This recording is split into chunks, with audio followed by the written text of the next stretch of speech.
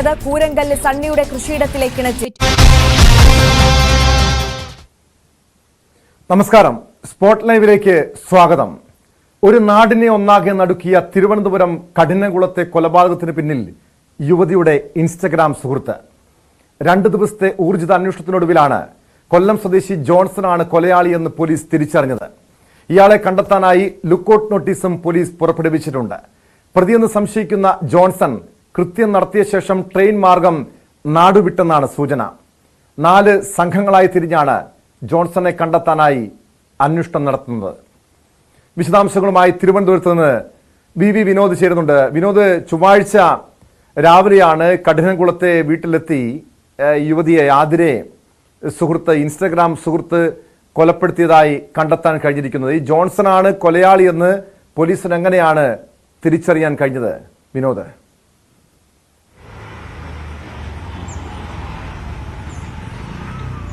Tom, ഈ കൊലപാതകം നടക്കുന്നതിനും 2 ദിവസം മുൻപ് തന്നെ ആ പരിസരത്ത് ജോൺസൺ എത്തിയിരുന്നു. ലോഡ്ജിൽ മുറിയെടുത്ത് താമസിച്ചിരുന്നു. ജോൺസൺ കത്തിയുമായി ഈ ലോഡ്ജിൽ നിന്ന് ആതിരയുടെ വീട്ടിലേക്ക് പോകുന്നതിന്റെ ദൃശ്യങ്ങൾ പോലീസിന് ലഭിച്ചു. ഇതോടുകൂടിയാണ് കൊലപാതകി ജോൺസൺ തന്നെ എന്ന് സ്ഥിരീകരിക്കാനായത്. കൂടുതൽ കാര്യങ്ങൾ കൂടി ഇപ്പോൾ വെളിപ്പെടുകയാണ്. ഇവർ ഏതാണ്ട് 1 വർഷത്തിന് മുകളിലായി പരിചയപ്പെട്ടു. 7 മാസം മുൻപ് തന്നെ ആതിരയുടെ ഭർത്താവ് രാജീവ് ഈ ബന്ധത്തെക്കുറിച്ച് അറിഞ്ഞിരുന്നു. രാജീവ് ഈ ബന്ധം അവസാനിപ്പിക്കണമെന്ന് ആതിരയോട് പറഞ്ഞെങ്കിലും ഈ ബന്ധം തുടർന്നു വരികയായിരുന്നു. ഇതിനിടെ പലകുറി ജോൺസൺ ഇവരുടെ വീട്ടിൽ വന്നുപോയി. ഈ കൊലപാതകം നടക്കുന്ന ചൊവ്വാഴ്ച പോലും രാജീവ് ഈ ക്ഷേത്രത്തിൽ പൂജാരിയാണ്. രാജീവ് പോയ ശേഷം ജോൺസൺ അവിടേക്ക് വരുന്നു. ആതിര ചായ കൊടുക്കുന്നു. അതിനുശേഷമാണ് ഈ കൊല നടക്കുന്നത്. പോലീസ് ഇതിനെക്കുറിച്ച് വിശദീകരിക്കുന്നത് ഇങ്ങനെയാണ്: പലതവണയായി ആതിരയിൽ നിന്ന് ജോൺസൺ പണം വാങ്ങിയിട്ടുണ്ട്. കൊല്ലം സ്വദേശിയാണ്, ദളവാപുരം സ്വദേശിയാണ് ജോൺസൺ പിന്നീട് എറണാകുളത്തേക്ക് പോവുകയും അവിടെ ഒരു വിവാഹം കഴിക്കുകയും ആ ബന്ധത്തിൽ 3 കുട്ടികൾ ഉണ്ടാവുകയും ചെയ്യുന്നു. ചെല്ലാനത്താണ് ഇങ്ങനെ വിവാഹം കഴിച്ച് അവിടേക്ക് മാറുന്നത്. ഈ ബന്ധം വേർപെട്ട ശേഷമാണ് ആതിരയുമായി ഇൻസ്റ്റാഗ്രാമിലൂടെ അടുക്കുന്നത്. ഏതാണ്ട് 12,000-ഓളം ഫോളോവേഴ്സ് ജോൺസണുണ്ട്. ആതിരയുമായി അടുപ്പത്തിലാകുകയും പലകുറി തിരുവനന്തപുരത്തേക്ക് വരികയും ചെയ്തു. ഈ പാടിക്കവിളാകം ക്ഷേത്രത്തിന് സമീപമാണ് ഇവർ താമസിക്കുന്നത്. ആതിരയുടെ ഭർത്താവ് രാജീവ് 20 വർഷത്തിലധികമായി പാടിക്കവിളാകം ക്ഷേത്രത്തിൽ പൂജാരിയാണ്. ക്ഷേത്ര ഭരണസമിതി തന്നെ ഇവർക്ക് നൽകിയിട്ടുള്ള വീടാണ്, ഭരണസമിതിയുടെ കീഴിലുള്ള വീടാണ്. ഈ വീട്ടിലാണ് ഭാര്യയും ഭർത്താവും 2ാം ക്ലാസ്സിൽ പഠിക്കുന്ന മകനും വർഷങ്ങളായി കഴിയുന്നത്. ഈ വീട്ടിലേക്ക് പല തവണ ജോൺസൺ വന്നിട്ടുണ്ട്. ഇതേക്കുറിച്ച് രാജീവിനും അറിയാമായിരുന്നു. ആതിരയുടെ വീട്ടുകാർ അവിടെ ഉള്ളപ്പോൾ തന്നെ ജോൺസൺ അവിടെ വന്ന് ബഹളമുണ്ടാക്കുകയും ഒരു ഘട്ടത്തിൽ ആതിര വീട്ടിലേക്ക് പോവുകയും ചെയ്തിരുന്നു. പിന്നീട് ഈ വീട്ടിലേക്ക് വീണ്ടും തിരികെ വന്നു. ആതിരയും ജോൺസണും പല തവണ പുറത്ത് സഞ്ചരിച്ച തെളിവുകൾ ലഭിച്ചിട്ടുണ്ട്. ഇരുവരുടെയും സ്വകാര്യ നിമിഷങ്ങളിൽ ആതിരയുടെ ദൃശ്യങ്ങൾ ജോൺസൺ പകർത്തിയിരുന്നു. ഈ ദൃശ്യങ്ങൾ കാട്ടി ഭീഷണിപ്പെടുത്തുകയും ചെയ്തു. ഇതിന്റെ അടിസ്ഥാനത്തിലാണ് പലതവണയായി പണം വാങ്ങിയത്. ഏതാണ്ട് 1 ലക്ഷം രൂപ ആദ്യം വാങ്ങുകയും പിന്നീട് ചെറിയ തുകകൾ വാങ്ങുകയും ഏറ്റവും ഒടുവിൽ ഈ കൊലപാതകത്തിന് തൊട്ട് മുൻപുള്ള ദിവസം ഇവിടെ വാടകയ്ക്ക് താമസിക്കാൻ, പെരുമാതുറയിലാണ് വാടകയ്ക്ക് ഒരു ലോഡ്ജിൽ മുറിയെടുക്കുന്നത്, അവിടെ താമസിക്കാൻ എത്തുമ്പോൾ പോലും 2,500 രൂപ വീണ്ടും വാങ്ങിയിരുന്നു. ഇങ്ങനെ പണം വാങ്ങുകയും ഏറ്റവും ഒടുവിൽ ഭർത്താവിനെയും മകനെയും ഉപേക്ഷിച്ച് തന്നോടൊപ്പം വരണമെന്ന് ആവശ്യപ്പെടുകയും ചെയ്തു. ഇതിന് തയ്യാറാകാതെ വന്നതോടെയാണ് കൊലപാതകത്തിലേക്ക് കാര്യങ്ങൾ എത്തിയത്. വധഭീഷണി ഉണ്ടാകുന്നത് ഈ കൊലപാതകം നടക്കുന്നതിനും 1 ആഴ്ച മുൻപാണ്. കൊലപ്പെടുത്തുമെന്നുള്ള ഭീഷണി ഉണ്ടായി. ഈ സമയത്ത് ഭർത്താവ് രാജീവിനോട് ആതിര ഈ കാര്യം പറഞ്ഞു. പോലീസിൽ പരാതിപ്പെടാമെന്ന് രാജീവ് പറഞ്ഞെങ്കിലും ഇത് നാട്ടുകാരറിയും, അങ്ങനെ അറിഞ്ഞാൽ നാണക്കേടാണ്, ആത്മഹത്യ ചെയ്യും എന്ന് രാജീവിനോട് പറഞ്ഞതായാണ് രാജീവ് പോലീസിന് ഇപ്പോൾ മൊഴി നൽകിയിട്ടുള്ളത്. അങ്ങനെ ഈ അപമാന ഭാരം ഉണ്ടാകുമെന്ന കാര്യം കൊണ്ട് ഈ രഹസ്യമാക്കി വെച്ചു. എന്നാൽ ഈ കൊലപാതകത്തിലേക്ക് തന്നെ കാര്യങ്ങൾ എത്തുകയായിരുന്നു. കൊലപാതകത്തെക്കുറിച്ച് പോലീസ് പറയുന്നത് ഇങ്ങനെയാണ്: ദിവസവും പുലർച്ചെ 5 മണിക്കും വൈകിട്ട് 5 മണിക്കുമാണ് രാജീവ് ക്ഷേത്രത്തിലേക്ക് പോകുന്നത്. അത് കഴിഞ്ഞ് രാവിലെ 5 മണിക്ക് പോയാൽ 11:30 മണിയോടുകൂടിയാണ് വീട്ടിൽ തിരികെ എത്തുന്നത്. സ്ഥിരമായി അങ്ങനെയാണ് വീട്ടിലേക്ക് വരുന്നത്. ഇതിനിടയിൽ ആതിര ക്ഷേത്രത്തിലേക്ക് പല ദിവസങ്ങളിലും പോകാറുണ്ട്. പക്ഷേ ഈ സംഭവം നടന്ന ദിവസം 8:30 മണിക്ക് 2ാം ക്ലാസ്സുകാരനായ മകനെ സ്കൂൾ വാനിൽ ആതിര കയറ്റി വിടുന്നു. അതിനുശേഷം വീട്ടിലേക്ക് പോകുന്നു. മുന്നിലെ വാതിൽ കുറ്റിയിട്ട നിലയിലായിരുന്നു. പിറകുവശത്തുകൂടിയാണ് ഈ കൊലപാതകി അതിനുള്ളിൽ പ്രവേശിച്ചതെന്ന് ആണ് അങ്ങനെ കരുതുന്നത്. തൊട്ടടുത്ത വീടിന്റെ മതിൽ ചാടിക്കടന്ന് വീടിന് പിറകിലെത്തുകയും അതുവഴി വീടിനുള്ളിൽ പ്രവേശിക്കുകയുമായിരുന്നു. ഈ കൊലപാതകത്തെ സംബന്ധിച്ചൊരു ദുരൂഹത നിലനിൽക്കുന്നത് തൊട്ടടുത്ത് തന്നെ വീടുകളുള്ളതാണ്. ഒരു തയ്യൽ കട അതിനടുത്ത് പ്രവർത്തിക്കുന്നുണ്ട്. ആ തയ്യൽ കടയിൽ ആളുണ്ടായിരുന്നു.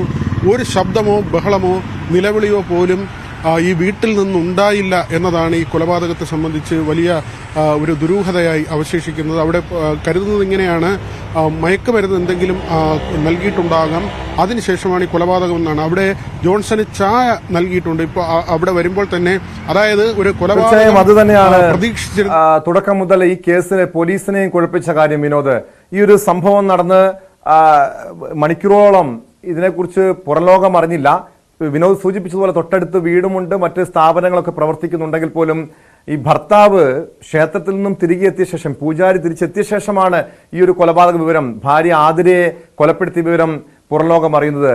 ആ സമയം കൊണ്ട് തന്നെ ഇയാൾ രക്ഷപ്പെട്ടിരിക്കാം. ഈ മറ്റ് സമീപത്ത് CCTV ദൃശ്യങ്ങളോ മറ്റോ ഉണ്ടായിരുന്നോ? എങ്ങനെയാണ് ട്രെയിൻ മാർഗമാണ് രക്ഷപ്പെട്ടതെന്ന് പോലീസ് ഉറപ്പിക്കുന്നുണ്ട്. അങ്ങനെയെങ്കിൽ സംസ്ഥാനം വിട്ടിരിക്കാം. ഇതിന് ഏതെങ്കിലും തെളിവായി CCTV ദൃശ്യങ്ങളോ മറ്റോ പോലീസിന് ലഭ്യമായിട്ടുണ്ടോ വിനോദ്? ഈ കത്തിയുമായി വരുന്ന ദൃശ്യങ്ങളടക്കം പോലീസ് ശേഖരിച്ചിട്ടുണ്ട്. ഈ പറയുന്ന ലോഡ്ജിൽ നിന്ന് കത്തിയുമായി വരുന്നതടക്കമുള്ള കാര്യങ്ങൾ മാത്രമല്ല, ഈ കൊലപ്പെടുത്തിയ കത്തി അത് ആ വീട്ടിൽ ഉപയോഗിച്ചിരുന്ന കത്തിയല്ല. അതുകൊണ്ട് തന്നെ പുറത്തു നിന്നുള്ള ഒരാൾ വരികയും അയാൾ കയ്യിൽ കരുതിയതാണെന്ന് സ്ഥിരീകരിക്കാൻ കഴിഞ്ഞിട്ടുമുണ്ട്. വീട്ടിലുള്ള ഒരു ആയുധം കൊണ്ടല്ല ആ കൊലപാതകം നടത്തിയിരിക്കുന്നത്. ഈ കൊലയ്ക്ക് ശേഷം പ്രതി ജോൺസൺ ആതിരയുടെ തന്നെ ഇരുചക്ര വാഹനത്തിലാണ് ചിറയൻകീഴ് റെയിൽവേ സ്റ്റേഷനിലേക്ക് പോയത്. അത് തീർച്ചയായും നമുക്ക് അനുമാനിക്കാൻ കഴിയുന്നത് ഈ കൊലപാതകത്തിന് ശേഷം രക്ഷപ്പെടുക എന്ന കാര്യമാണ്. അവിടെ എത്തിയ ശേഷം കൗണ്ടറിന് സമീപം ഈ സ്കൂട്ടർ ഉപേക്ഷിക്കുന്നു. പിന്നീട് തൊട്ടടുത്ത് വന്ന ട്രെയിനുകളിൽ ഏതെങ്കിലും ഒരു ട്രെയിനിൽ പ്രതി സഞ്ചരിച്ചിട്ടുണ്ടാകാമെന്നാണ് കരുതുന്നത്. ഈ സ്കൂട്ടർ റെയിൽവേ സ്റ്റേഷനിൽ നിന്ന് ലഭിച്ചതുകൊണ്ടാണ് അത്തരത്തിൽ പ്രതി കടന്നു കളഞ്ഞു എന്ന് കരുതുന്നത്. മാത്രമല്ല, ഈ പ്രതി സഞ്ചരിച്ചേക്കാവുന്ന ട്രെയിനുകളുടെ വിശദാംശങ്ങൾ ഇപ്പോൾ പോലീസ് ശേഖരിക്കുന്നുണ്ട്. പ്രതിയുടെ ഫോണാകട്ടെ സ്വിച്ച് ഓഫ് ചെയ്ത നിലയിലാണ്. അതുകൊണ്ട് തന്നെ ആ നിലയ്ക്കുള്ള ഒരു തുടരൽ അതിന് പ്രയാസമുണ്ട്, ട്രേസ് ചെയ്യുന്നതിനുള്ള പ്രയാസമുണ്ട്. എങ്കിൽ തന്നെയും ചില സൂചനകളുടെ അടിസ്ഥാനത്തിൽ എറണാകുളം അടക്കമുള്ള ജില്ലകളിൽ അന്വേഷണം നടക്കുന്നുണ്ട്. മറ്റ് സംസ്ഥാനങ്ങളിലേക്കും അന്വേഷണം വ്യാപിച്ചേക്കും. ലുക്കൌട്ട് നോട്ടീസ് പുറപ്പെടുവിച്ചു. ആറ്റിങ്ങൽ ഡിവൈഎസ്പിയുടെ നേതൃത്വത്തിൽ 4 ടീമുകളാണ് ഈ സംഘങ്ങളായി 4 ടീമുകളാണ് പ്രത്യേകം തിരിഞ്ഞ് ഈ അന്വേഷണവുമായി മുന്നോട്ട് പോകുന്നത്. പ്രതിയുടെ കാര്യത്തിൽ ആദ്യം രാജീവ് നൽകിയ മൊഴികളിൽ ചില അവ്യക്തതകൾ ഉണ്ടായിരുന്നു. അതുകൊണ്ട് തന്നെ പ്രതി ആര് എന്ന് സ്ഥിരീകരിക്കുന്നതിന് ബുദ്ധിമുട്ടുണ്ടായി. മാത്രമല്ല, അച്ചായൻ എന്നാണ് ആതിര ഈ പ്രതിയെ വിളിച്ചിരുന്നത്. ഇയാളുടെ യഥാർത്ഥ പേരോ സ്ഥലമോ പോലും കൃത്യമായി മനസ്സിലാക്കാൻ കഴിഞ്ഞിരുന്നില്ല. ആതിരയുടെ ഫോൺ പരിശോധിച്ചപ്പോഴാണ് ഇവർ തമ്മിലുള്ള നേരത്തെ നടന്ന ചാറ്റുകളുടെ മറ്റു വിവരങ്ങളും ചില ഫോട്ടോസും ലഭിക്കുന്നത്. ഇതുവഴിയാണ് യുവതിയെ ഈ ചിത്രങ്ങൾ വെച്ചാണ് ഭീഷണിപ്പെടുത്തിയിരുന്നതെന്ന കാര്യം മനസ്സിലാക്കുന്നത്. നാട്ടുകാർ പറയുന്നത് അസ്വാഭാവികമായി ഈ സമീപകാലത്തൊന്നും ആതിരയുടെ ഭാഗത്ത് നിന്ന് ഏതെങ്കിലും തരത്തിലുള്ള പെരുമാറ്റമോ മറ്റ് ബുദ്ധിമുട്ടുകളോ ഉണ്ടായിട്ടില്ല. സാധാരണ നിലയിൽ കാണുന്നത് പോലെയാണ് ആതിര കാണപ്പെട്ടത് എന്നതാണ്. പക്ഷേ നമുക്ക് കാര്യങ്ങൾ മനസ്സിലാക്കുമ്പോൾ ഇതിൽ നിന്ന് അറിയാൻ കഴിയുന്നത് 7 മാസമായി ഈ വിവരം ഭർത്താവ് രാജീവിന് അറിയാമായിരുന്നു. ഇക്കാര്യം വിലക്കിയിരുന്നു. പക്ഷേ ഇവർ ബന്ധം തുടരുന്ന നിലയുണ്ടായി. ഏറ്റവും ഒടുവിൽ കുടുംബത്തെ ഉപേക്ഷിച്ച് തന്നോടൊപ്പം വരണമെന്ന ആവശ്യം ജോൺസൺ മുന്നോട്ട് വയ്ക്കുന്നു. കൊല്ലം സ്വദേശിയാണ്. എറണാകുളത്ത് നിന്ന് വിവാഹം കഴിക്കുകയും പിന്നീട് ആ ബന്ധം തീർച്ചയായും ഒരു പ്രണയക്കെണിയാണ്, സമൂഹ മാധ്യമങ്ങളിലെ ഒരു പ്രണയക്കെണിയാണ് ആതിരയുടെയും ഈ പൂജാരിയായിട്ടുള്ള ഭർത്താവിന്റെയൊക്കെ ജീവിതം, കുടുംബജീവിതം തന്നെ തകർത്തത്. വിനോദ്, ഇവിടെ ഈ റീൽസുകളിലൂടെയാണ് ഇരുവരും തമ്മിൽ, ഈ ജോൺസണും ആതിരയും തമ്മിൽ പരിചയപ്പെട്ടത് ഇൻസ്റ്റാഗ്രാം വഴിയാണ്. പിന്നീട് റീൽസുകൾ പരസ്പരം കൈമാറുന്നു, സ്വകാര്യ ദൃശ്യങ്ങൾ അയച്ചു കൊടുക്കുന്നു. ആ ദൃശ്യങ്ങൾ, സ്വകാര്യ ദൃശ്യങ്ങൾ കാട്ടി ഭീഷണിപ്പെടുത്തി ബ്ലാക്ക്മെയിൽ ചെയ്ത് പണം തട്ടിയെടുക്കുന്നു. ഇത് ഈ സാമ്പത്തിക ഇടപാട് തന്നെയാണ് കൊലപാതകത്തിന് കാരണമായതെന്ന് പോലീസ് സ്ഥിരീകരിക്കുന്നുണ്ടോ വിനോദ്? ആ നിലയ്ക്ക് തന്നെയാണ്. സാമ്പത്തിക ഇടപാടുകൾ ഉണ്ടായിരുന്നു. അതിനപ്പുറത്തേക്ക് കൂടെ ചെല്ലാൻ വിസമ്മതിച്ചതാണ് ഇത്തരമൊരു കൊലപാതകത്തിലേക്ക് നയിച്ചതെന്നാണ് മനസ്സിലാക്കുന്നത്. ഈ ഫിസിയോതെറാപ്പിസ്റ്റാണ് ജോൺസൺ എന്ന ചില വിവരങ്ങൾ കൂടി വരുന്നുണ്ട്. പക്ഷെ അത് സ്ഥിരീകരിക്കാനാവുന്നില്ല. കൊല്ലം ദളവാപുരം സ്വദേശിയാണ്. അവിടെയുള്ള കുടുംബ പശ്ചാത്തലം ഉൾപ്പെടെയുള്ള കാര്യങ്ങൾ പോലീസ് പരിശോധിക്കുന്നുണ്ട്. നേരത്തെ ഏതെങ്കിലും ക്രിമിനൽ കേസുകൾ ഉൾപ്പെട്ടോ എന്ന കാര്യമടക്കം പോലീസ് പരിശോധിക്കുന്നുണ്ട്. പക്ഷേ ഇയാൾ ആ വീട്ടിൽ ഇടയ്ക്കിടെ വന്നു പോയിരുന്നു എന്നത് ഒരു വസ്തുതാപരമായ കാര്യമാണ്. അത് വീട്ടുകാർക്കറിയാമായിരുന്നു, ഭർത്താവിനറിയാമായിരുന്നു, മറ്റ് ചില ബന്ധുക്കൾക്കും ഇതേക്കുറിച്ച് ചില സൂചനകൾ ഉണ്ടായിരുന്നു എന്ന് തന്നെയാണ്. കാരണം ഇവിടെ വന്ന് ബഹളമുണ്ടാക്കുമ്പോൾ മറ്റു ചില ബന്ധുക്കൾ ഉണ്ടായിരുന്ന സമയത്ത് ഇവരുമായി അടുത്ത ബന്ധമുള്ള ആളുകൾക്ക് ഇതേക്കുറിച്ച് നേരത്തെ ചില സൂചനകൾ ലഭിച്ചിരുന്നു എന്ന് തന്നെയാണ് മനസ്സിലാകുന്നത്. മാത്രമല്ല ഈ വധഭീഷണി ഉണ്ടായിരുന്നെങ്കിൽ കൂടി കൊലപ്പെടുത്തുമെന്ന് ആതിര അങ്ങനെ അങ്ങ് കരുതിയിരുന്നില്ല എന്ന് വേണം കരുതാൻ. കാരണം അങ്ങനെ ഒരു കൊലപാതകി വരുമ്പോൾ സ്വാഭാവികമായി ചായ തയ്യാറാക്കി നൽകുകയോ ആ തരത്തിൽ ആ കൊലപാതകിയെ കാണുമ്പോൾ തന്നെ ബഹളമുണ്ടാക്കാനുള്ള സാധ്യതയൊക്കെ ഉണ്ട്. പക്ഷെ അങ്ങനെ ഒരു ബഹളമോ നിലവിളിയോ ഒന്നും തന്നെ ഉണ്ടാകുന്നില്ല. ഈ ഭീഷണി അത്ര കണ്ട് കാര്യമാക്കി എടുത്തിരുന്നില്ല എന്ന് വേണം കരുതാൻ. അല്ലെങ്കിൽ തന്നെ കൊലപ്പെടുത്തില്ല എന്ന് ചിന്തിച്ചിട്ടുണ്ടാകണം. പിന്നീട് എപ്പോഴെങ്കിലും അവർ ചർച്ച ചെയ്ത് പരിഹാരമുണ്ടാക്കാം എന്ന നിലയിലേക്ക് എന്തെങ്കിലും പോയിട്ടുണ്ടാകണം എന്നുകൂടി പോലീസ് കരുതുന്നുണ്ട്. ഏതായിരുന്നാലും കഴുത്തറുത്താണ്, ഏതാണ്ട് കഴുത്തിന്റെ പകുതിയോളം ഭാഗം അറുത്ത് മാറ്റിയ നിലയിലാണ്, ഏതാണ്ട് തൂങ്ങിയ നിലയിലായിരുന്നു കഴുത്തുണ്ടായിരുന്നു. പകുതിയിലധികം ഭാഗം ആഴത്തിൽ മുറിവുണ്ടായ നിലയിൽ ഒരു പ്രൊഫഷണൽ ഒരു കൊലയാളിയുടെ രീതി അതാണ് ജോൺസൺ നടത്തിയ കൊലപാതകത്തിൽ നിന്ന് മനസ്സിലാക്കാൻ കഴിയുന്നത് വിനോദ്. കാരണം ഇത് പുറലോകം അറിഞ്ഞില്ല, കഴുത്ത് മുറിച്ച് കൊലപ്പെടുത്തുന്നു. ഇത്രയും തൊട്ടടുത്ത് വീടുകൾ ഉണ്ടായിട്ട് പോലും അതാരും അറിഞ്ഞില്ല എന്ന് പറയുന്നു. മാത്രമല്ല അതിനുശേഷം അയാൾ രക്ഷപ്പെടുന്നു. അങ്ങനെ ആസൂത്രിതമായിട്ടുള്ള ഒരു കൊലപാതകം നടത്തുക, ഇയാളുടെ ഒരു പശ്ചാത്തലം കൂടി പരിശോധിക്കേണ്ടതല്ലേ? ഇങ്ങനെ സ്ത്രീകളുടെ സ്വകാര്യ ദൃശ്യങ്ങൾ കാട്ടി അവരെ ബ്ലാക്ക്മെയിൽ ചെയ്ത് പണം തട്ടുന്ന ഒരു രീതിയൊക്കെ ജോൺസൺ ഉണ്ടോ? ഇയാളുടെ ഒരു പശ്ചാത്തലം എന്താണ്?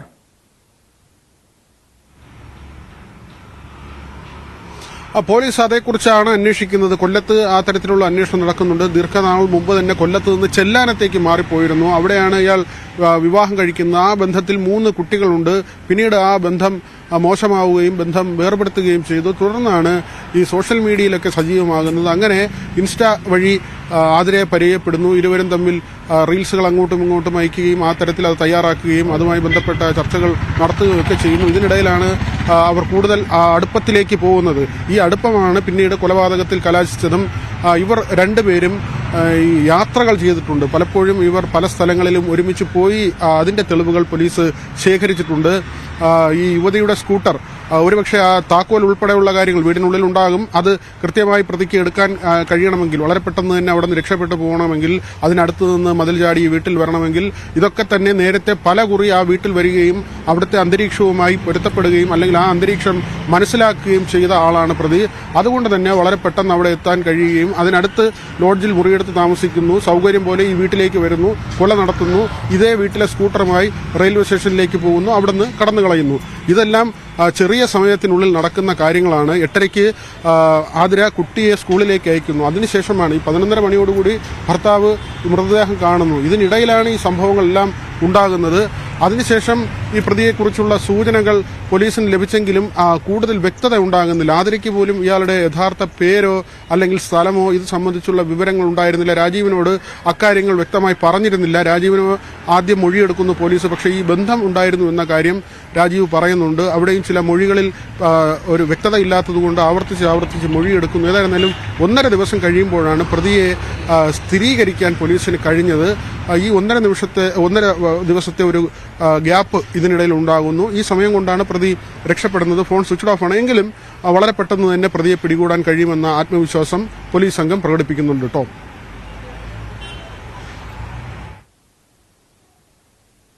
വ്യക്തമാണ്. വി വിനോദാണ് തിരുവനന്തപുരത്ത് നിന്നും വിവരങ്ങൾ നൽകിയത്. തിരുവനന്തപുരം കഠിനംകുളത്ത് ആതിര എന്ന വീട്ടമ്മയെ കഴുത്തു മുറിച്ച് കൊലപ്പെടുത്തിയ കേസിലാണ് പ്രതി ഇൻസ്റ്റഗ്രാം സുഹൃത്താണ്. കൊല്ലം സ്വദേശിയായിട്ടുള്ള ജോൺസൺ ആണെന്ന് തിരിച്ചറിഞ്ഞത്. ഈ സംഭവം നടന്ന ശേഷം, അതായത് കൃത്യം നടത്തിയ ശേഷം ജോൺസൺ ട്രെയിൻ മാർഗം രക്ഷപ്പെട്ടെന്നാണ് സൂചന. ഇരുവരും തമ്മിലുള്ള ഈ സൗഹൃദം, വഴിവിട്ട സൗഹൃദം, അത് പിന്നെ സാമ്പത്തിക ഇടപാടായി മാറുന്നു. അതിനിടെ ബ്ലാക്ക് മെയിലിംഗ്, ഈ യുവതിയുടെ ആതിരയുടെ സ്വകാര്യ ദൃശ്യങ്ങൾ കാട്ടി ജോൺസൺ ഭീഷണിപ്പെടുത്തുന്നു, പിന്നീട് പണം തട്ടുന്നു. ഏറ്റവും ഒടുവിലത് കൊലപാതകത്തിൽ കലാശിക്കുകയാണുണ്ടായത്. സംഭവം നടന്ന് 2 ദിവസത്തിന് ശേഷവും പ്രതിയെ പിടികൂടാൻ പോലീസിന് കഴിഞ്ഞിട്ടില്ല. 4-അംഗ സംഘമായി തിരിഞ്ഞാണ് പ്രതിക്ക് വേണ്ടി സംസ്ഥാനത്തിനകത്തും പുറത്തും അന്വേഷണം നടത്തുന്നത്. സ്പോട്ട് ലൈവിന് പരിശോധിക്കുന്നത് മറ്റൊരു വിഷയമാണ്.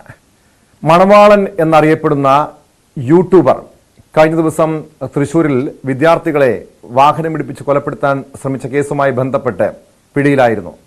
പിന്നീട് ജുഡീഷ്യൽ കസ്റ്റഡിയിലുള്ള മണവാളന്റെ മുടി മുറിച്ചതായി ആരോപണം ഉയർന്നിരിക്കുന്നു. തൃശൂർ ജില്ലാ ജയിലിലെ ജയിൽ അധികൃതരാണ് മുടി മുറിച്ചത്.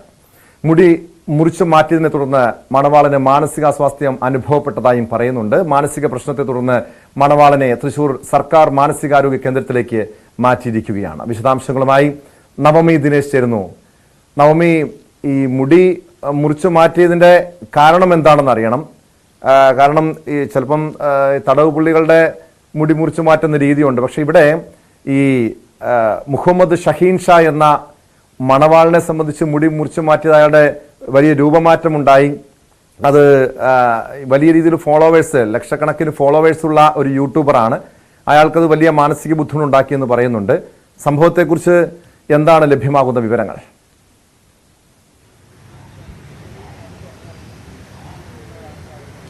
ടോം, ഏപ്രിൽ 19-നായിരുന്നു ഈ മണവാളൻ എന്ന യൂട്യൂബർ, അയാൾക്കെതിരെ ഒരു കൊലപാതക ശ്രമത്തിനുള്ളൊരു പരാതി, ഒരു കേസ് പോലീസ് രജിസ്റ്റർ ചെയ്തത്.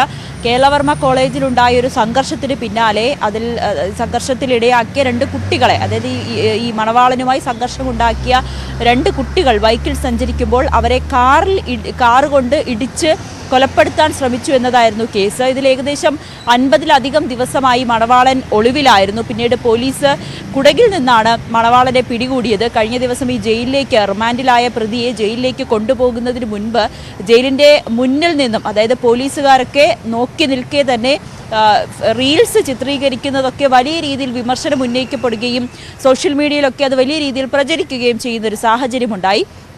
അതിനിടയിലാണ് ഇപ്പോൾ മണവാളൻ്റെ മുടി, നമ്മളൊക്കെ ഏറെ ശ്രദ്ധിക്കുന്ന ഒരു തരത്തിലുള്ളൊരു മുടി തന്നെയാണ്. ഈ വ്ളോഗർമാരെ സംബന്ധിച്ച് അവർക്ക് ഏതെങ്കിലും തരത്തിലുള്ളൊരു പ്രത്യേകതയൊക്കെ എപ്പോഴും ഉണ്ടാകും. മണവാളനെ സംബന്ധിച്ച് അയാളുടെ മുടിയാണ് വളരെ പ്രത്യേകതയായി കൊണ്ടു നടക്കുന്നത്. ആ മുടിയാണ് ജയിൽ അധികൃതർ മുറിച്ചത്. ഇതിനെ തുടർന്നാണ് ദേഹാസ്വാസ്ഥ്യം അനുഭവപ്പെടുകയും മുഖമാകെ മറ്റൊരു രൂപത്തിലേക്ക് മാറിപ്പോയ ഒരു അവസ്ഥയിലാണ്. ഇതിനെ തുടർന്നാണ് ആശുപത്രിയിലേക്ക് പ്രവേശിപ്പിച്ചത്. ജയിൽ അധികൃതർ പറയുന്നത് ഇവിടെ ജയിലിലെത്തുമ്പോൾ സ്വാഭാവികമായിട്ടുള്ളൊരു നടപടിക്രമമാണ് മുടി വെട്ടുക, അല്ലെങ്കിൽ അത്തരത്തിലുള്ളൊരു കാര്യങ്ങളൊക്കെ സ്വാഭാവികമായിട്ടുള്ളൊരു നടപടിക്രമമാണ്. അതിൻ്റെ ഭാഗമായാണ് ഈ മണവാളൻ്റെ മുടി മുറിച്ചതെന്നാണ് പറയുന്നത്. പക്ഷേ മണവാളനെ സംബന്ധിച്ച് അത് തൻ്റെ ഒരു ഐഡൻറ്റിറ്റി എന്നാണ്, യൂട്യൂബിലെ തൻ്റെ ഒരു ഐഡൻറ്റിറ്റിയാണ്. അത് മുറിച്ച് കളഞ്ഞതിലുള്ള മനോവിഷമത്തിലാണ് ഇത്തരത്തിലൊരു ദേഹാസ്വാസ്ഥ്യം അനുഭവപ്പെടുകയും മാനസിക അസ്വസ്ഥം അനുഭവപ്പെടുകയും ആശുപത്രിയിലേക്ക് കൊണ്ടുപോവുകയും ചെയ്തിരിക്കുന്നത്. എന്തായാലും പോലീസ്, ജയിൽ അധികൃതർ പറയുന്നത് അത് സ്വാഭാവികമായിട്ടുള്ളൊരു നടപടിക്രമം തന്നെ എന്നാണ്. പക്ഷേ അഭ്യാസമായി കാണണോ? കാരണം ഈ ജയിലിന് പുറത്ത് അന്ന് അറസ്റ്റിലായി ജയിലിൽ അടച്ചതിന് തൊട്ട് മുൻപ്, അതായത് ജയിലിലേക്ക് പോകുന്നതിന് തൊട്ട് മുൻപ് ജയിലിന് മുന്നിൽ ഇയാൾ വീണ്ടും അഭ്യാസ പ്രകടനമൊക്കെ നടത്തുന്നതൊക്കെ നമ്മൾ കണ്ടതാണ്. റീൽസ് ചിത്രീകരണം, ജയിലിന് മുന്നിൽ റീൽസ് ചിത്രീകരിക്കുന്നു.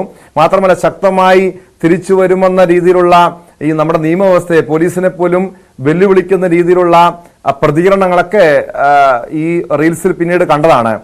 അങ്ങനെ പോലീസിനെ പ്രകോപിപ്പിക്കാൻ, ഈ മുടി മുറിക്കാനുള്ള കാരണങ്ങൾ ഒരുപക്ഷെ ഇതൊക്കെ ആയിരിക്കുമോ?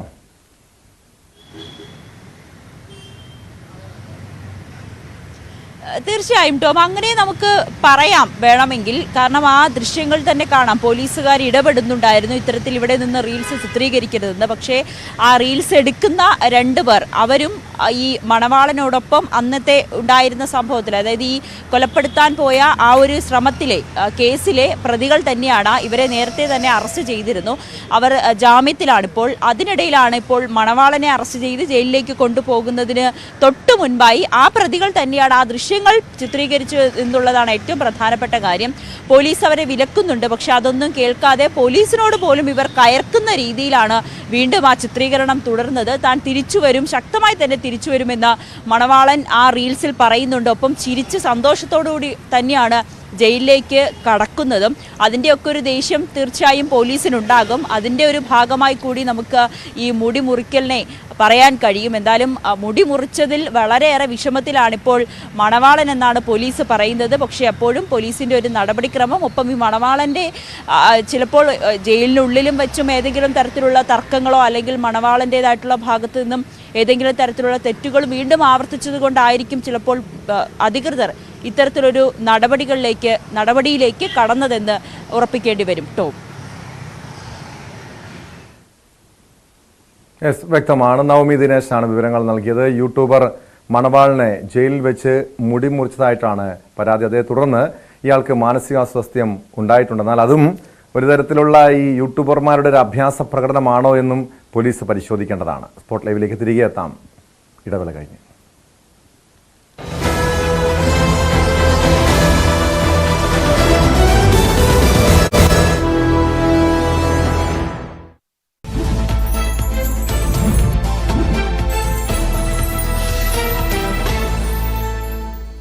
നമസ്കാരം, ഫാസ്റ്റ് ന്യൂസിലേക്ക് സ്വാഗതം. നിലമ്പൂരിലെ കാട്ടാന ആക്രമണം വനത്തിനകത്താണ് നടന്നതെന്നും എന്നിട്ടും സർക്കാർ ആനുകൂല്യങ്ങൾ നൽകിയെന്നും വനമന്ത്രി നിയമസഭയിൽ. വന്യജീവി ആക്രമണം കാരണമുള്ള മരണം കൂടുന്നതിന് ശാസ്ത്രീയമായ കണക്കില്ലെന്നും മന്ത്രി. വർദ്ധിക്കുന്ന വന്യജീവി ആക്രമണങ്ങൾ ഉന്നയിച്ച് പ്രതിപക്ഷം നൽകിയ അടിയന്തര പ്രമേയ നോട്ടീസിനാണ് മന്ത്രിയുടെ മറുപടി. മന്ത്രിയുടെ പ്രതികരണം ദൗർഭാഗ്യകരമെന്ന് മാത്യു കുഴൽനാടൻ MLA. മലപ്പുറം ഊർങ്ങാട്ടിരിയിൽ കാട്ടാന കിണറ്റിൽ വീണ സംഭവത്തിൽ പ്രതിഷേധവുമായി നാട്ടുകാർ. മയക്കുവെടി വെക്കണമെന്ന ആവശ്യം. ഇന്ന് പുലർച്ചെ കാട്ടാന വീണത് കൂരങ്കല്ല് സണ്ണിയുടെ കൃഷിയിടത്തിലെ കിണറ്റിൽ. വനംവകുപ്പും പോലീസും രക്ഷാപ്രവർത്തനം നടത്തുന്നു.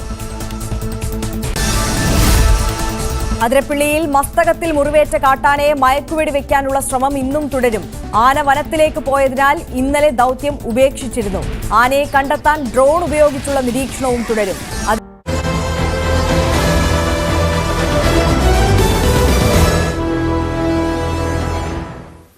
സ്പോട്ട് ലൈവ് തുടരുന്നു. എറണാകുളം ചേന്നമംഗലം കൂട്ടക്കൊലക്കേസിൽ പ്രതി ഋതു ജയനെ കൊലപാതകം നടന്ന വീട്ടിലെത്തിച്ച് പോലീസ് തെളിവെടുപ്പ് നടത്തി.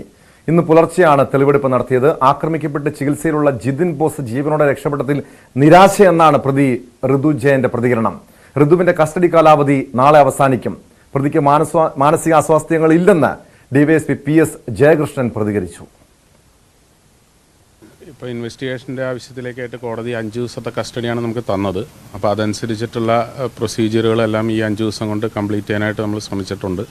നാളെ രാവിലെ കസ്റ്റഡി കാലാവധി കഴിയും. നാളെ രാവിലെ തിരിച്ച് കോടതിയിൽ ഹാജരാക്കും. ഇൻവെസ്റ്റിഗേഷൻ വളരെ സ്പീഡായിട്ട് ഫാസ്റ്റായിട്ടാണ് മുന്നോട്ട് പോകുന്നത്. നമ്മൾ ഏകദേശം ഒരു 60% അന്വേഷണം ഇതിനോടകം പൂർത്തിയാക്കിയിട്ടുണ്ട്. ഇനിയിപ്പം ഹോസ്പിറ്റലിൽ ചികിത്സയിൽ കഴിയുന്ന ആളുടെ പുരോഗതി കൂടി കണക്കിലെടുത്തുകൊണ്ട് അന്വേഷണം പൂർത്തിയാക്കുക എന്നുള്ളതാണ് നമ്മൾ ഉദ്ദേശിക്കുന്നത്. പരമാവധി വേഗത്തിൽ പൂർത്തിയാക്കുന്നതിന് വേണ്ടിയിട്ട് ഉള്ള നിർദ്ദേശമുണ്ട്. അതനുസരിച്ച് നമ്മൾ 1 മാസത്തിനുള്ളിലെങ്കിലും അന്വേഷണം പൂർത്തിയാക്കണമെന്നുള്ള ഒരു ടാർഗറ്റുമായിട്ടാണ് ഇപ്പോൾ മുന്നോട്ട് പോകുന്നത്. മോട്ടീവ് കൃത്യമായിട്ട് മനസ്സിലാക്കിയിട്ടുണ്ട്. അതായത് ഇവർ തമ്മിൽ അയൽവാസികളായിട്ട് ഒരു 3 വർഷമായിട്ട് അവിടെ വിഷയങ്ങളുണ്ട്. ഇവർക്ക് പരസ്പരം അങ്ങോട്ടും ഇങ്ങോട്ടുമുള്ള ആക്ഷേപങ്ങളും ആരോപണങ്ങളും ഇരുകക്ഷികളും നേരത്തെ പല സമയത്തും ഉന്നയിച്ചിട്ടുണ്ട്. അതിൻ്റെ ഭാഗമായിട്ടുണ്ടായ ശത്രുതയാണ്. അത് പലതരത്തിൽ ഇങ്ങനെ ഓരോ സമയത്തുണ്ടായിട്ടുണ്ട്. അപ്പോൾ അത് കാരണമാണ് മനസ്സിലായിട്ടുള്ളത്. അവർ അങ്ങോട്ടും ഇങ്ങോട്ടുമുള്ള ആക്ഷേപങ്ങളും ആരോപണങ്ങളും ഉന്നയിച്ചിരുന്നതായിട്ട് നമുക്ക് മനസ്സിലായിട്ടുണ്ട്. അതിൻ്റെ ഭാഗമായിട്ടുണ്ടായ സംഭവമാണ് എന്നാണ് മനസ്സിലായിട്ടുള്ളത്. അല്ല, അതിനു മുമ്പെന്ന് പറഞ്ഞാൽ ഒരു പുറത്തോട്ട് വരത്തക്ക രീതിയിലുള്ള ഒരു ഇഷ്യൂ പറഞ്ഞിട്ടില്ലെങ്കിൽ കൂടിയും അവരെ തമ്മിൽ അങ്ങോട്ട് അയാൾ അങ്ങനെ സംസാരിച്ചു ഇങ്ങനെ സംസാരിച്ചു മറ്റൊരാളോട് പോയി പറഞ്ഞു എന്നൊക്കെ ഉള്ള രീതിയിൽ മൂന്നാമതൊരാളോട് പറഞ്ഞു എന്നൊക്കെ ഉള്ള രീതിയിലുള്ള വിവരങ്ങൾ നമുക്ക് കിട്ടിയിട്ടുണ്ട്. ഋതു തൻ്റെ 1-2 സുഹൃത്തുക്കളോട് ഇവരോടുള്ള വിരോധം വെളിപ്പെടുത്തിയതായിട്ടും നമുക്ക് വിവരങ്ങൾ കിട്ടിയിട്ടുണ്ട്. അവരെയൊക്കെ നമുക്ക് കണ്ടെത്താനും അവരുടെയൊക്കെ മൊഴി രേഖപ്പെടുത്താനും സാധിച്ചിട്ടുണ്ട്. അങ്ങനെ 1-2 സൂചനകൾ ലഭിച്ചിട്ടുണ്ട്. അതിനനുസരിച്ചിട്ടുള്ള സാക്ഷിമൊഴികളും നമുക്ക് ലഭിച്ചിട്ടുണ്ട്. ചോദ്യം ചെയ്യലിനോട് സഹകരിക്കുന്നുണ്ട്. പ്രത്യേകിച്ചൊരു കുറ്റബോധം ഉള്ളതായിട്ട് നമ്മുടെ ആളുടെ പെരുമാറ്റത്തിൽ നമുക്ക് മനസ്സിലായിട്ടില്ല. പിന്നെ ആൾക്ക് പ്രത്യേകിച്ച് മാനസിക പ്രശ്നങ്ങളൊന്നും ഉള്ളതായിട്ടും നമ്മുടെ ഇതുവരെയുള്ള ചോദ്യം ചെയ്യലിലും നമ്മുടെ പരിശോധനകളിലും ഒന്നും വെളിവായിട്ടില്ല. അങ്ങനെ പ്രത്യേകിച്ച് മാനസികാരോഗ്യ പ്രശ്നം ഉണ്ടായിട്ട് തോന്നുന്നില്ല. അദ്ദേഹത്തിന് ലഹരിക്കുള്ള ചികിത്സ നേരത്തെ നൽകിയിട്ടുള്ളതായിട്ട് മനസ്സിലായിട്ടുണ്ട്. അത് ഒരു താൽക്കാലിക ചികിത്സയായിട്ടാണ് മനസ്സിലായിട്ടുള്ളത്. അതിൽ മാനസികാരോഗ്യത്തെ ബാധിക്കുന്ന തരത്തിലുള്ള ഒരു വലിയ ബുദ്ധിമുട്ട് ആൾക്കില്ല എന്നുള്ളതാണ് ഇപ്പം നമ്മുടെ അന്വേഷണത്തിൽ മനസ്സിലായിട്ടുള്ളത്. അല്ല, അത് ആൾക്ക് അങ്ങനെ ഒരു പ്രത്യേകിച്ചൊരു പ്രതികരണം ആൾ പറഞ്ഞിട്ടില്ല. അങ്ങനെ ജീവനോടെ ഉണ്ട് എന്നുള്ള വിവരം ഋതുവിന് മനസ്സിലായിട്ടുണ്ട്. അതനുസരിച്ചിട്ട് പിന്നെ എല്ലാവരെയും തന്നെ അപായപ്പെടുത്താൻ ഉദ്ദേശിച്ച് തന്നെയാണ് വീട്ടിലേക്ക് ചെന്നതെന്നുള്ളത് നമ്മളോട് വെളിപ്പെടുത്തിയിട്ടുണ്ട്. ഇത്രയും വലിയ ക്രൂരകൃത്യം ചെയ്തിട്ടും 3 പേരെ കൂട്ടക്കൊല ചെയ്തിട്ടും പ്രതിക്ക് യാതൊരു കുറ്റബോധവുമില്ല എന്നാണ് അന്വേഷണ ഉദ്യോഗസ്ഥൻ വ്യക്തമാക്കുന്നത്. ആജ്ഞ രവീന്ദ്രൻ ചേരുന്നുണ്ട് വിശദാംശങ്ങളുമായി. ആജ്ഞ, ഈ സംഭവത്തിന് ശേഷം പ്രതിയെ കോടതിയിൽ ഹാജരാക്കാൻ കൊണ്ടുവന്നപ്പോൾ ഈ ഋതുവിന് നേരെ വലിയ പ്രതിഷേധം ഉണ്ടായതാണ്. പിന്നീട് ഇയാളുടെ വീടിന് നേരെ ആക്രമണം ഉണ്ടായിരുന്നു. അതുകൊണ്ട് തന്നെ പോലീസ് അതീവ ശ്രദ്ധയോടെയാണ്, കരുതലോടെയാണ് ഈ ഒരു തെളിവെടുപ്പ് നടത്തിയതെന്നാണ് മനസ്സിലാക്കുന്നത്. അതുകൊണ്ട് തന്നെ ആയിരിക്കണം പുലർച്ചെ തെളിവെടുപ്പിന് എത്തിച്ചത്. ഏതെങ്കിലും രീതിയിലുള്ള പ്രതിഷേധം നാട്ടുകാരുടെ ഭാഗത്തുനിന്നോ ഈ കൊല്ലപ്പെട്ടവരുടെ ബന്ധുക്കളുടെ ഭാഗത്തുനിന്നോ പ്രതിക്ക് നേരെ ഉണ്ടായിരുന്നോ തെളിവെടുപ്പിന്റെ സമയത്ത്?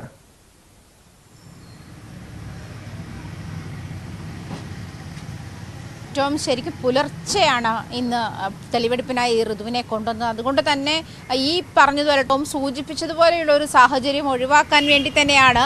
മാത്രമല്ല കനത്ത സുരക്ഷാ സംവിധാനങ്ങളോട് കൂടിയാണ് പോലീസ് എത്തിയത്. വലിയ സന്നാഹത്തോടു കൂടിയായിരുന്നു തെളിവെടുപ്പിന് ഋതുവുമായി പോലീസ് എത്തിയത്. ഈ ഒരു സാഹചര്യം നേരത്തെ ഈ കോടതിയിൽ ഹാജരാക്കുന്ന സമയത്ത് വലിയ ജനരോഷമായിരുന്നു ഋതുവിന് നേരെ ഉണ്ടായത്.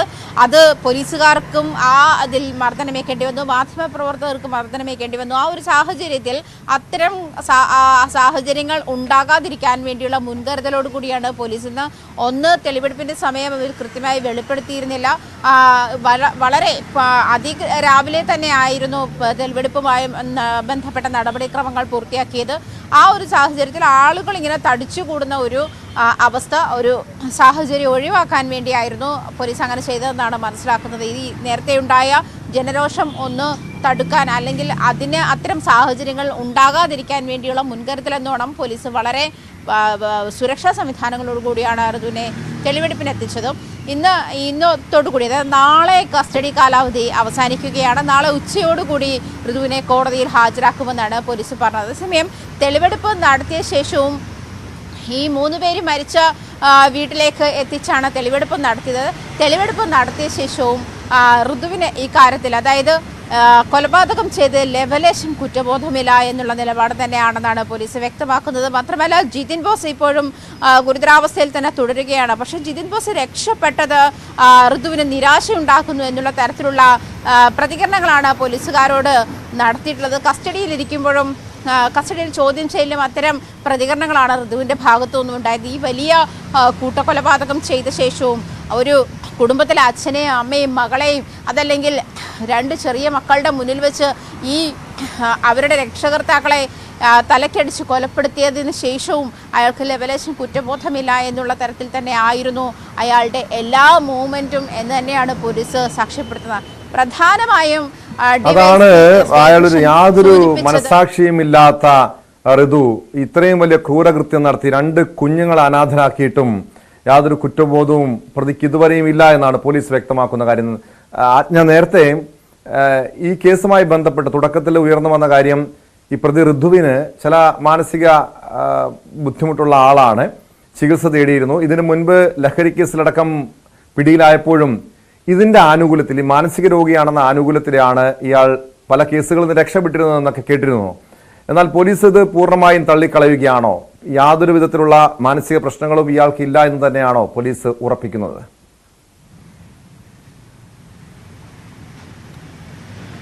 ഉറപ്പായിട്ടും ടോം, കാരണം ലഹരിക്ക് അടിമയാണ് അയാൾ. ആ ഒരു സാഹചര്യത്തിൽ ഇതുമായി ബന്ധപ്പെട്ട് അതിൽ നിന്ന് മുക്തി നേടാൻ ഡി അഡിഷൻ സെന്ററിൽ ഇയാളെ പാർപ്പിച്ചിട്ടുണ്ട്. അല്ലെങ്കിൽ ഡി അഡിഷൻ സെന്ററിൽ ലഹരി വിമുക്തിക്ക് വേണ്ടിയിട്ടുള്ള ചികിത്സകൾ അയാൾ തേടിയിട്ടുണ്ട് എന്നുള്ള കാര്യം മാത്രമേ ഉള്ളൂ. അല്ലാതെ അയാൾക്ക് മാനസികാരോഗ്യ പ്രശ്നങ്ങളില്ല. മാത്രമല്ല കസ്റ്റഡിയിൽ ഈ 5 ദിവസം കഴിയുന്നതിനിടയിൽ അത് നിരവധി തരത്തിലുള്ള ആരോഗ്യ പ്രശ്നങ്ങൾ പരിശോധിച്ചറിയേണ്ടതുണ്ട്. അത് ഫിസിക്കലി ആയാലും മെന്റലി ആയാലും അത് ഒരു പ്രൊസീജിയറാണ്.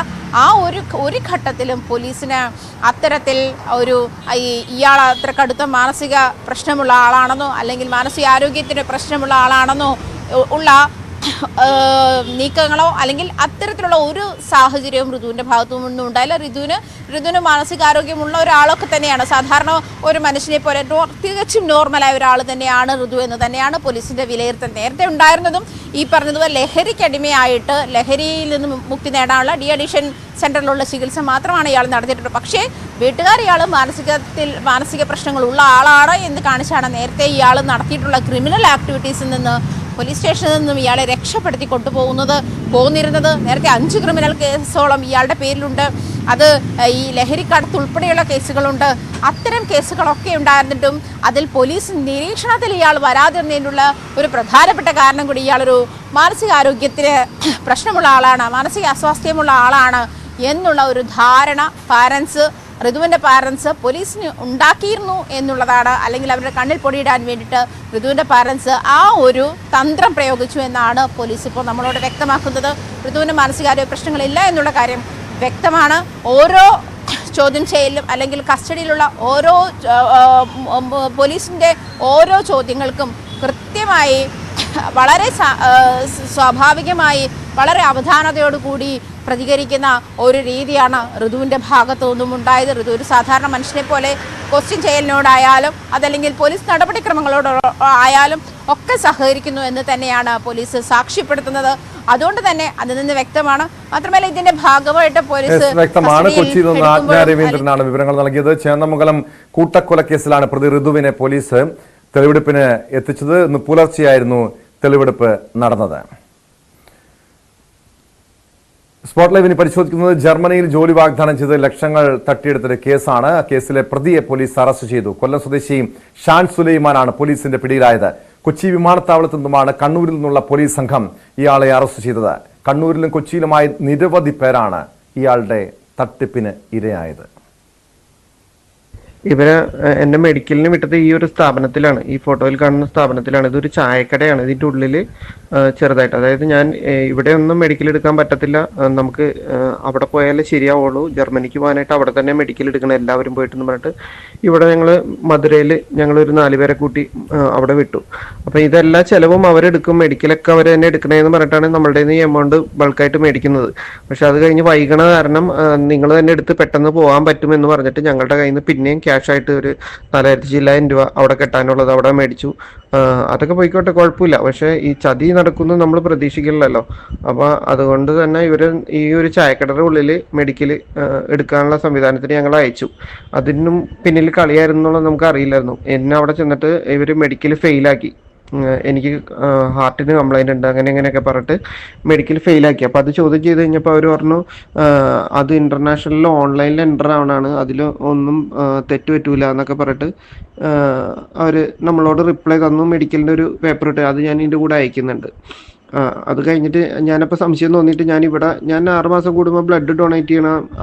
എനിക്കങ്ങനെ മെഡിക്കൽ ഇഷ്യൂ വേറെ ഒന്നും, ഒരു പനിക്ക് പോലും ഹോസ്പിറ്റലിൽ പോകാത്ത ആളായിരുന്നു. അപ്പം ഞാൻ ഇവിടെ വന്നിട്ട് ഇവിടെ ഗവൺമെൻറ് ഹോസ്പിറ്റലിൽ ഈ മെഡിക്കൽ ഫെയിലാക്കിയതിൻ്റെ പേപ്പർ കാണിച്ചിട്ട് ഞാൻ ഇവിടെ ഗവൺമെൻറ് ഹോസ്പിറ്റലിൽ വന്നിട്ട് ഫിസിഷ്യനെ കൊണ്ട് 2ാമത് മെഡിക്കൽ ചെക്കപ്പ് ചെയ്തു, എനിക്കങ്ങനെ കംപ്ലൈൻറ്റ് ഉണ്ടോ എന്ന് അറിയാനായിട്ട്. അപ്പോൾ അവിടെ ചെക്ക് ചെയ്തപ്പോൾ അവിടെ കംപ്ലൈൻറ്റ് ഇല്ലയെന്ന് അവർ സർട്ടിഫൈ ചെയ്ത് തന്നതിൻ്റെ പാസ്പോർട്ട് നമ്പർ വെച്ച് തന്നെ സർട്ടിഫൈ ചെയ്ത് തന്നതിൻ്റെ ഒരു കോപ്പി കൂടെ ഞാൻ ഇതിൻ്റെ കൂടെ ഇട്ടിട്ടുണ്ട്. എനിക്കങ്ങനെ മെഡിക്കൽ ഇഷ്യൂ ഹെൽത്ത് ഇഷ്യൂ ഒന്നും ഇല്ല എന്ന് പറഞ്ഞിട്ട്.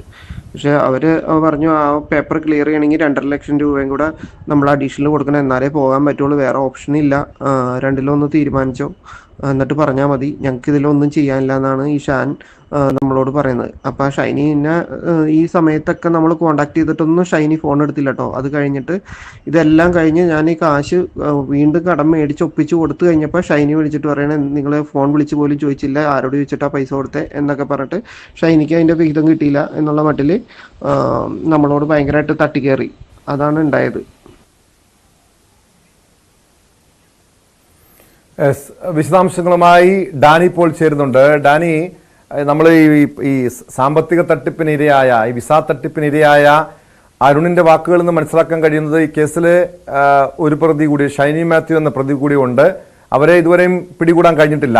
ഇത് എങ്ങനെയായിരുന്നു ഈ തട്ടിപ്പ്? ജർമ്മനിയിലേക്ക് ജോലി വാഗ്ദാനം ചെയ്ത് തട്ടിപ്പ് നടത്തിയത് എങ്ങനെയാണ്? കൂടുതൽ പേർ തട്ടിപ്പിന് ഇരകളായിട്ടുണ്ടോ?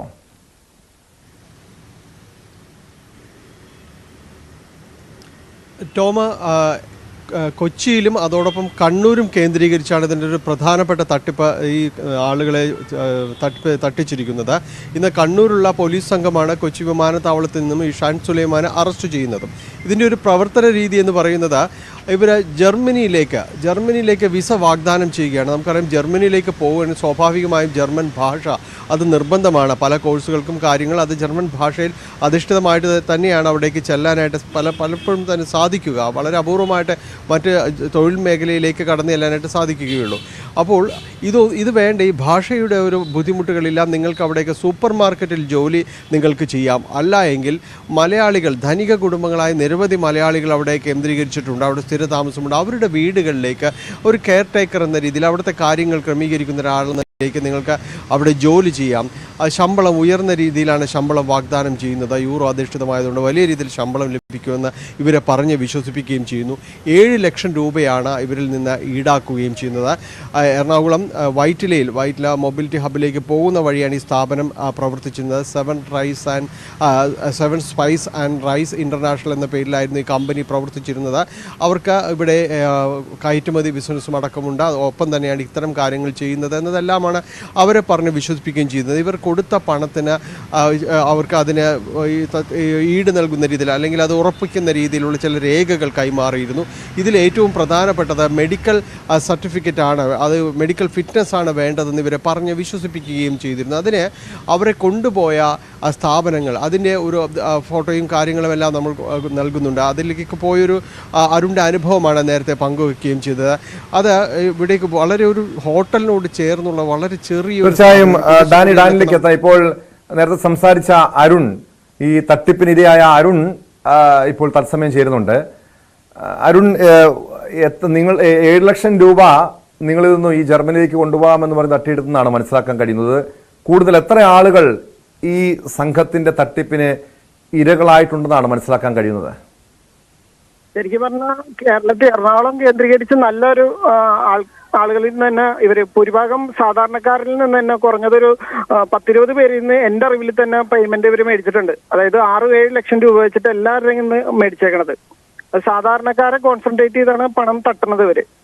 അതായത് 3 മാസത്തിൽ ജോലിക്ക് കയറ്റി വിടാം എന്നുള്ള വാഗ്ദാനത്തിലാണ്. ജർമ്മനിയിലേക്കോ ഒക്കെയാണ് ഇവര് എനിക്ക് ഓഫർ ചെയ്തത്. ഹോം കെയർ ടേക്കർ എന്നുള്ളൊരു വേക്കൻസിയിലോട്ടാണ് എനിക്ക് ഓഫർ ചെയ്തത്. പക്ഷെ അവർ 3 മാസം എന്ന് പറഞ്ഞിട്ട് എനിക്ക് 6 മാസം കഴിഞ്ഞപ്പോഴാണ് എനിക്ക് മെഡിക്കലിന് എന്നെ വിട്ടത്. നമ്മൾ ഈ കടം മേടിച്ചും ഇതൊക്കെ പലിശക്ക് എടുത്തൊക്കെയാണ് ഈ അതായത് ഗോൾഡ് പണയം വെച്ചും പലിശക്ക് എടുത്തുകൊണ്ട് നമ്മൾ ഈ പണം ഇവർക്ക് സ്വരുക്കൂട്ടി കൊടുത്തു. ഇവരോട് പറഞ്ഞിട്ട് തന്നെയാണ് നമുക്ക് നിലനിൽപ്പില്ലാണ്ട് വന്നപ്പോഴാണ് ഗൾഫിലേക്ക് പോകാമെന്ന് തന്നെ വെച്ചത്. നാട്ടിൽ നിൽക്കാൻ പറ്റാത്ത ഒരു അവസ്ഥ വന്നതിന്റെ പേരിൽ. അപ്പൊ അവര് നമുക്ക് വാഗ്ദാനം ചെയ്ത ടൈമിനൊന്നും നമുക്ക് ജോലിയും തന്നില്ല. അത് കഴിഞ്ഞ് മെഡിക്കൽ പോകാന്ന് പറഞ്ഞിട്ട് നമ്മൾ ഇവിടെ ഒന്നും മെഡിക്കൽ എടുക്കാതെ മധുരയിൽ കൊണ്ടുപോയി ഒരു ഹോട്ടലിന്റെ ഉള്ളിൽ എടുക്കുകയാണ് ചെയ്തത്. ജർമ്മനിയിലേക്ക് കൊണ്ടുപോകാമെന്ന് പറഞ്ഞ് മാത്രമാണോ തട്ടിപ്പ് നടത്തുന്നത്? അതോ ഇപ്പോൾ നമുക്കറിയാം ഇതുപോലുള്ള വിസ തട്ടിപ്പ് കേസുകൾ പലപ്പോഴും നമ്മൾ കേൾക്കുന്നുണ്ട് പല വിദേശ രാജ്യങ്ങളിലേക്കും ഒക്കെ. ഇങ്ങനെ മാറി മാറി ഓരോ ഓഫർ ലെറ്റർ കൊടുക്കുകയാണ് ഓരോരുത്തർക്ക്. എനിക്ക് മാത്രം ഓഫർ ലെറ്റർ തന്നില്ല. കാരണം വെച്ചാൽ ഞാനിത് ഡീറ്റെയിൽ ആയിട്ട് അന്വേഷിക്കുന്നതിന്റെ പേരിൽ എനിക്ക് ഓഫർ ലെറ്റർ കാര്യങ്ങളൊന്നും തന്നില്ല ഇവര്. നമ്മൾ ഈ ഡീറ്റെയിൽസ് അവിടെ തിരക്കുന്നുള്ളതുകൊണ്ട് തന്നെ. പക്ഷെ ബാക്കി എല്ലാവർക്കും ഒരു കോട്ട ഓഫർ ലെറ്ററുകളുണ്ട് പല പല രാജ്യങ്ങളിലേക്ക്. എന്നോട് പല പല രാജ്യങ്ങൾ പറഞ്ഞപ്പോൾ ഞാൻ പറഞ്ഞു എനിക്ക് ജർമ്മനിക്ക് പോകാനാണ് പൈസ തന്നത്, അതില്ലാന്നുണ്ടെങ്കിൽ തിരിച്ചു തരിക, അല്ലെങ്കിൽ ജർമ്മനിയിൽ ജോലി തരിക. പറഞ്ഞ ജോലി തന്നെ വേണം, അല്ലെങ്കിൽ എനിക്ക് ജോലി ആവശ്യമില്ല എന്ന് പറഞ്ഞിട്ട് അവരോട് പൈസ തിരിച്ചു ചോദിച്ചപ്പോൾ അവര് നമുക്ക് വധഭീഷണിയും അതൊക്കെ. ഈ ഷൈനി മാത്യു എന്ന് പറഞ്ഞ ഇവരുടെ കൂട്ടത്തിൽ ഒരാളുണ്ട്, അവരാണ് ഇതിന്റെ നേതൃത്വം വഹിക്കുന്നത്. ഷാൻ സുലൈമാൻ ഈ പൈസ മുഴുവൻ കളക്ട് ചെയ്ത് കൊടുക്കുന്ന ഈ ഷൈനി മാത്യു എന്ന് പറഞ്ഞ വ്യക്തിയാണ്. എന്റെ കയ്യിൽ നിന്നും ഈ എന്നെ അവിടെ ഷാൻ സുലൈമാന്റെ അടുത്ത് എത്തിച്ചതും ഈ ഷൈനി മാത്യു മൂവാറ്റുപുഴയുള്ള ഒരു സ്ത്രീയാണ്.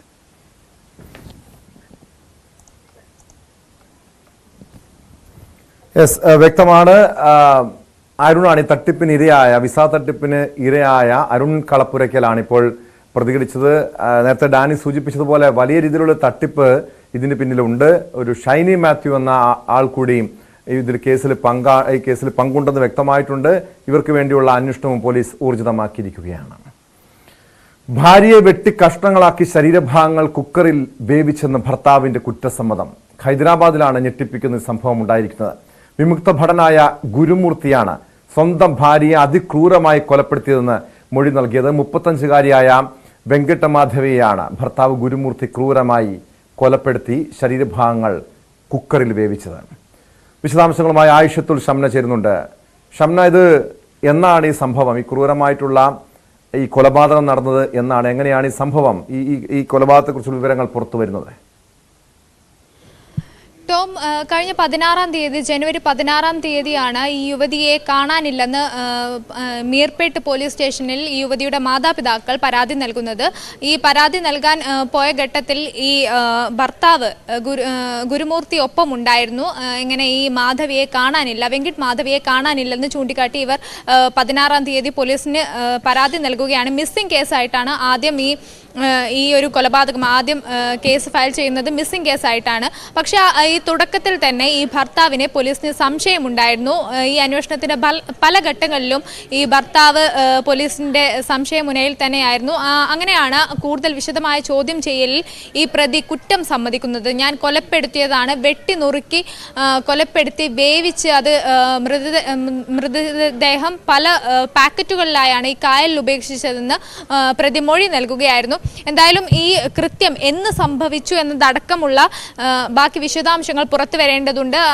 ഒപ്പം തന്നെ ഈ പ്രതിയുടെ മൊഴി എത്ര കണ്ട് വിശ്വാസത്തിൽ എടുക്കാമെന്നതും വലിയ ചോദ്യമാണ്. ഇയാളുടെ മൊഴി അനുസരിച്ച് വളരെ ക്രൂരമായ, നാടിനെ നടുക്കുന്ന ഒരു കൊലപാതകം എന്ന് തന്നെ പറയേണ്ടിയിരിക്കുന്നു. കാരണം ജില്ലേലഗുഡയിലാണ് ഇവർ താമസിക്കുന്നത്. ജില്ലേലഗുഡയിലെ അപ്പാർട്ട്മെന്റിന്റെ ശുചിമുറിയിൽ വെച്ചാണ് ഈ കൊലപാതകം നടത്തുന്നത്. ഭാര്യയെ കൊലപ്പെടുത്തി പല കഷ്ണങ്ങളായി വെട്ടി നുറുക്കി അതിനുശേഷം ഈ എല്ലും മാംസവും വേർതിരിച്ചതിന് ശേഷം അത് പൊടിച്ചെടുക്കുന്നു. മിക്സിയിലോ മറ്റോ ഇട്ട് ശരീരഭാഗങ്ങൾ പൊടിച്ചെടുക്കുന്നു. അതിനുശേഷം കുക്കറിലിട്ട് തിളപ്പിക്കുന്നു. ഹൈദരാബാദിലാണ് അതിക്രൂരമായിട്ടുള്ള സംഭവം ഉണ്ടായത്. ഭാര്യയെ കൊലപ്പെടുത്തി മൃതദേഹ അവശിഷ്ടങ്ങൾ, ശരീരഭാഗങ്ങൾ കഷ്ണങ്ങളാക്കി കുക്കറിൽ വേവിച്ചെന്നാണ് ഭർത്താവിന്റെ കുറ്റസമ്മതം. ഇപ്പോൾ നിയമസഭയിൽ പ്രതിപക്ഷം ഉയർത്തിയ ആരോപണങ്ങൾക്ക് മുഖ്യമന്ത്രി പിണറായി വിജയൻ മറുപടി നൽകുകയാണ്. തത്സമയ സംപ്രേഷണം. അതിന്റെ തെളിവായി കാണാൻ കഴിയും, നെൽകൃഷി 2.5 ലക്ഷം ഹെക്ടറിലേക്ക് വ്യാപിപ്പിക്കാൻ കഴിഞ്ഞു.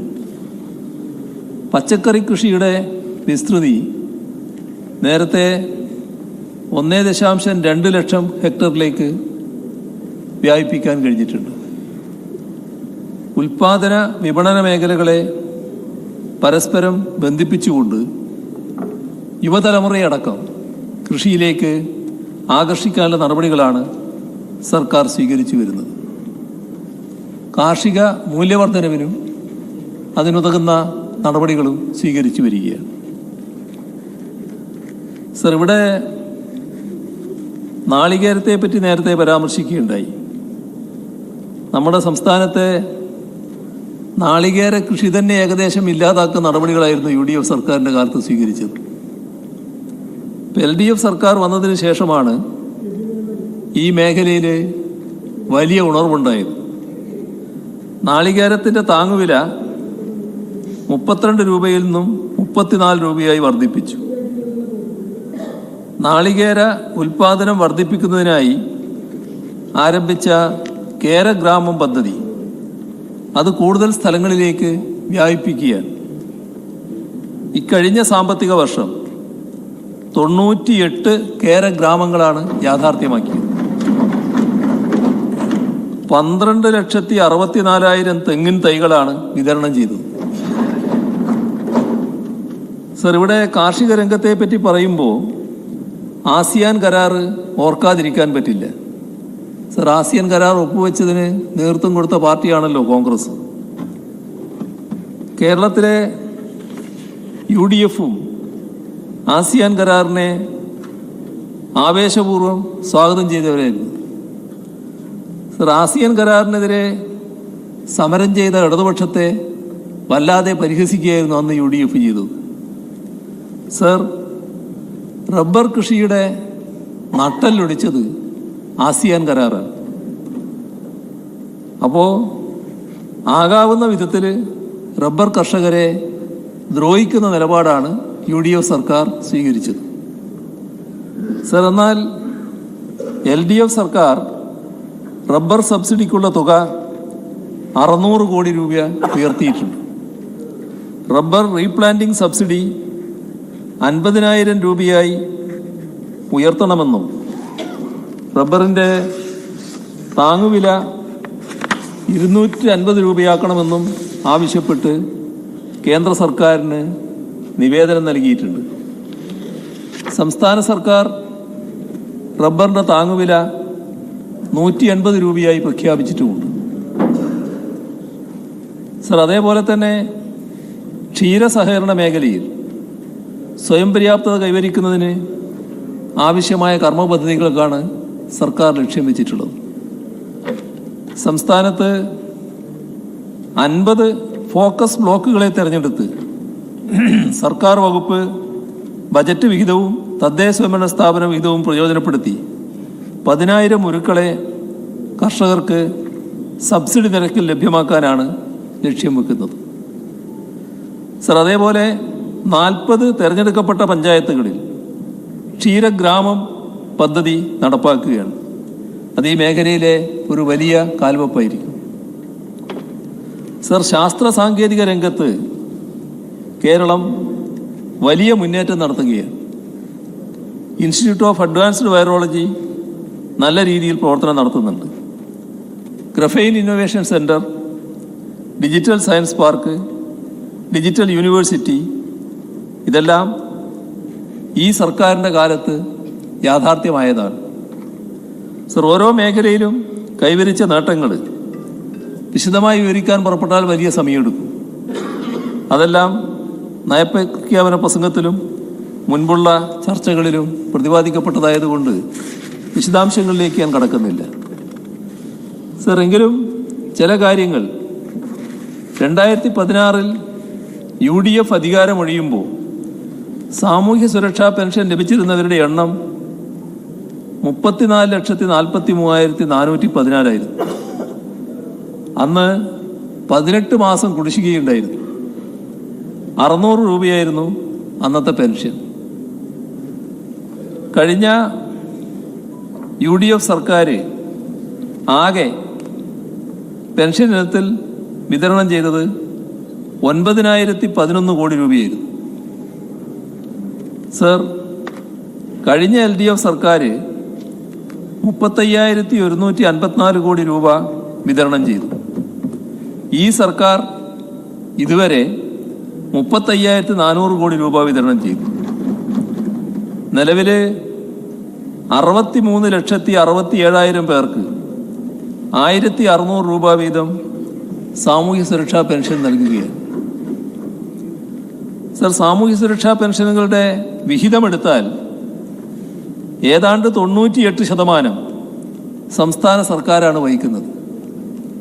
രാജ്യത്തെ ഏറ്റവും സമഗ്രമായ സാമൂഹ്യ സുരക്ഷാ പെൻഷൻ പദ്ധതി കേരളത്തിലാണ് നടപ്പിലാക്കുന്നത്.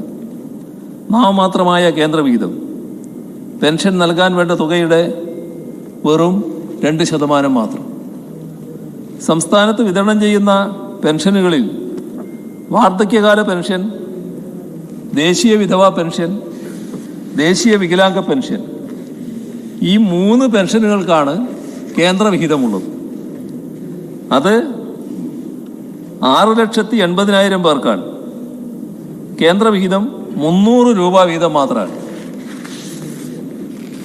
ഈ കേന്ദ്രവിഹിതവും കൃത്യമായി ലഭിക്കുന്നില്ല എന്നത് വേറൊരു ഭാഗമാണ്.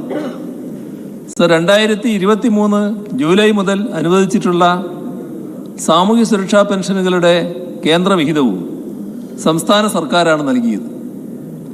അതിനായി ചെലവഴിച്ച 429 കോടി രൂപ ഇപ്പോഴും തരാൻ കേന്ദ്ര സർക്കാർ തയ്യാറായിട്ടില്ല.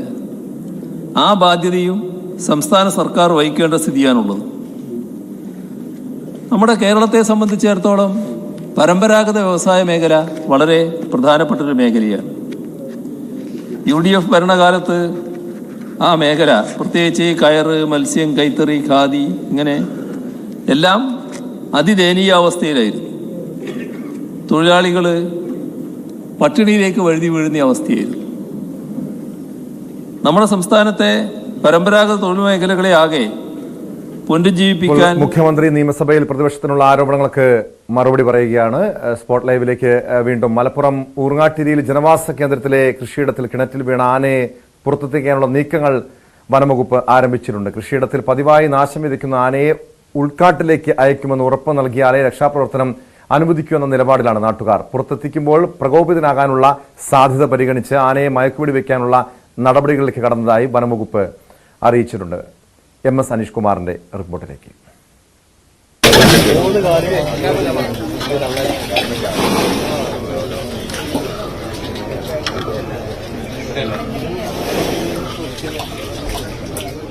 കിണറ്റിൽ കുടുങ്ങി മണിക്കൂറുകൾ കഴിയുമ്പോഴും ആനയെ പുറത്തെത്തിക്കാനുള്ള നീക്കങ്ങൾ തുടങ്ങിയിട്ടില്ല. അതുമായി ബന്ധപ്പെട്ട് വ്യക്തമായ പഠനങ്ങൾ നടത്തിയ ശേഷം മാത്രമേ ആരംഭിക്കാൻ കഴിയൂ എന്നൊരു നിലപാടിലാണ് വനംവകുപ്പുള്ളത്. ഇപ്പോഴും ആന ഈ കുഴിക്കുള്ളിൽ തന്നെ അല്ലെങ്കിൽ ഈ കിണറ്റിനുള്ളിൽ തന്നെ ഉണ്ട്. ഏതാണ്ട് ആനയുടെ തലയുടെ അടുത്ത ഭാഗം വരെ വെള്ളമുണ്ട്. ആ വെള്ളം ഉള്ളതുകൊണ്ട് തന്നെ സുഗമമായി ഇപ്പോൾ ആന അതിനകത്ത് നിൽക്കുന്ന കാഴ്ച കാണാൻ കഴിയും. ഒപ്പം പലപ്പോഴും ഈ തുമ്പിക്കൈകൾ മതിലിന്റെ ഭാഗത്തേക്ക് ഉയർത്തി അവിടെ നിന്ന് പുറത്തെടുക്കാനുള്ള ശ്രമങ്ങൾ പലപ്പോഴും ആന ചെയ്യുന്നുമുണ്ട്. പക്ഷേ അതിന് മറികടക്കാൻ പറ്റുന്നതിനും അപ്പുറത്തുള്ള ഒരു കുഴിയിലാണ് അത് പതിച്ചിരിക്കുന്നത്. എന്തായാലും ഈ മോട്ടോറുകൾ അടക്കം എത്തിച്ച് വെള്ളം വറ്റിക്കാനുള്ള നീക്കങ്ങളും അധികൃതരുടെ ഭാഗത്തുനിന്നും ഉണ്ടാവും. പക്ഷേ ഇപ്പോൾ വെള്ളം വറ്റിച്ചാൽ ആന കൂടുതൽ പ്രകോപിതനാവും എന്നൊരു നിലപാടാണ് വനവകുപ്പ് അധികൃതർക്കുള്ളത്. തൃശ്ശൂരിൽ നിന്നും വയനാട്ടിൽ നിന്നും വിദഗ്ധ സംഘം ഈ ആനയുടെ ആരോഗ്യ നില വിലയിരുത്താനുള്ള വിദഗ്ധ സംഘം അല്പസമയത്തിനകം എത്തിച്ചേരും. അതിനുശേഷമാവും എന്ത് ചെയ്യണമെന്ന ഒരു കാര്യത്തിലേക്ക് ഒരു തീരുമാനത്തിനെത്തുക. ഇപ്പോൾ വനംവകുപ്പ് ഉദ്യോഗസ്ഥർ എത്തിച്ചേർന്നിരിക്കുന്ന ഒരു നിലപാട് ഈ മതിൽക്കെട്ട് ആൾമറയില്ലാത്ത മതിൽക്കെട്ടാണുള്ളത്. ഈ കെട്ട് ഒരു വശം പൊളിച്ചുകൊണ്ട് മണ്ണുമാന്തി യന്ത്രങ്ങൾ ഉപയോഗിച്ച് നിരപ്പാക്കിയെടുക്കുക എന്നതാണ്. ആ നിരപ്പിലൂടെ ആന പുറത്തേക്ക് വരും എന്നാണ് കണക്കൂട്ടൽ. അതിനുശേഷം മയക്കുവെടി വെച്ച് പിടികൂടി ഉൾക്കാട്ടിലേക്ക് തുറന്നുവിടുക എന്ന ഒരു രീതിയിലുള്ള ആലോചനകളാണ് ഇപ്പോൾ അധികൃതരുടെ ഭാഗത്തുനിന്നും ഉള്ളത്. ഈ കിണറിനകത്തുള്ളപ്പോൾ ആനയെ മയക്കുവെടി വെക്കാൻ കഴിയില്ല എന്നാണ് വനംവകുപ്പ് ഉദ്യോഗസ്ഥർ പറയുന്നത്. കാരണം ഈ മയക്കുവെടി വെച്ച ശേഷം ആന ഒരു പരാക്രമവുമായി വളരെയേറെ ദൂരം സഞ്ചരിക്കുന്ന ഒരു സാഹചര്യമുണ്ട്. അതുകൊണ്ട് ഈ കിണറ്റിനുള്ളിൽ ഉള്ളപ്പോൾ ആനയ്ക്ക് മയക്കുവെടി വെക്കാൻ കഴിയാത്ത ഒരു സാഹചര്യമുണ്ട്. അതുകൊണ്ട് ഈ മതിലിന്റെ ഒരു ഭാഗം അല്ലെങ്കിൽ കിണറിന്റെ ഒരു ഭാഗം പൂർണ്ണമായും ഇടിച്ച് നീക്കിയ ശേഷം അവിടെ നിന്നും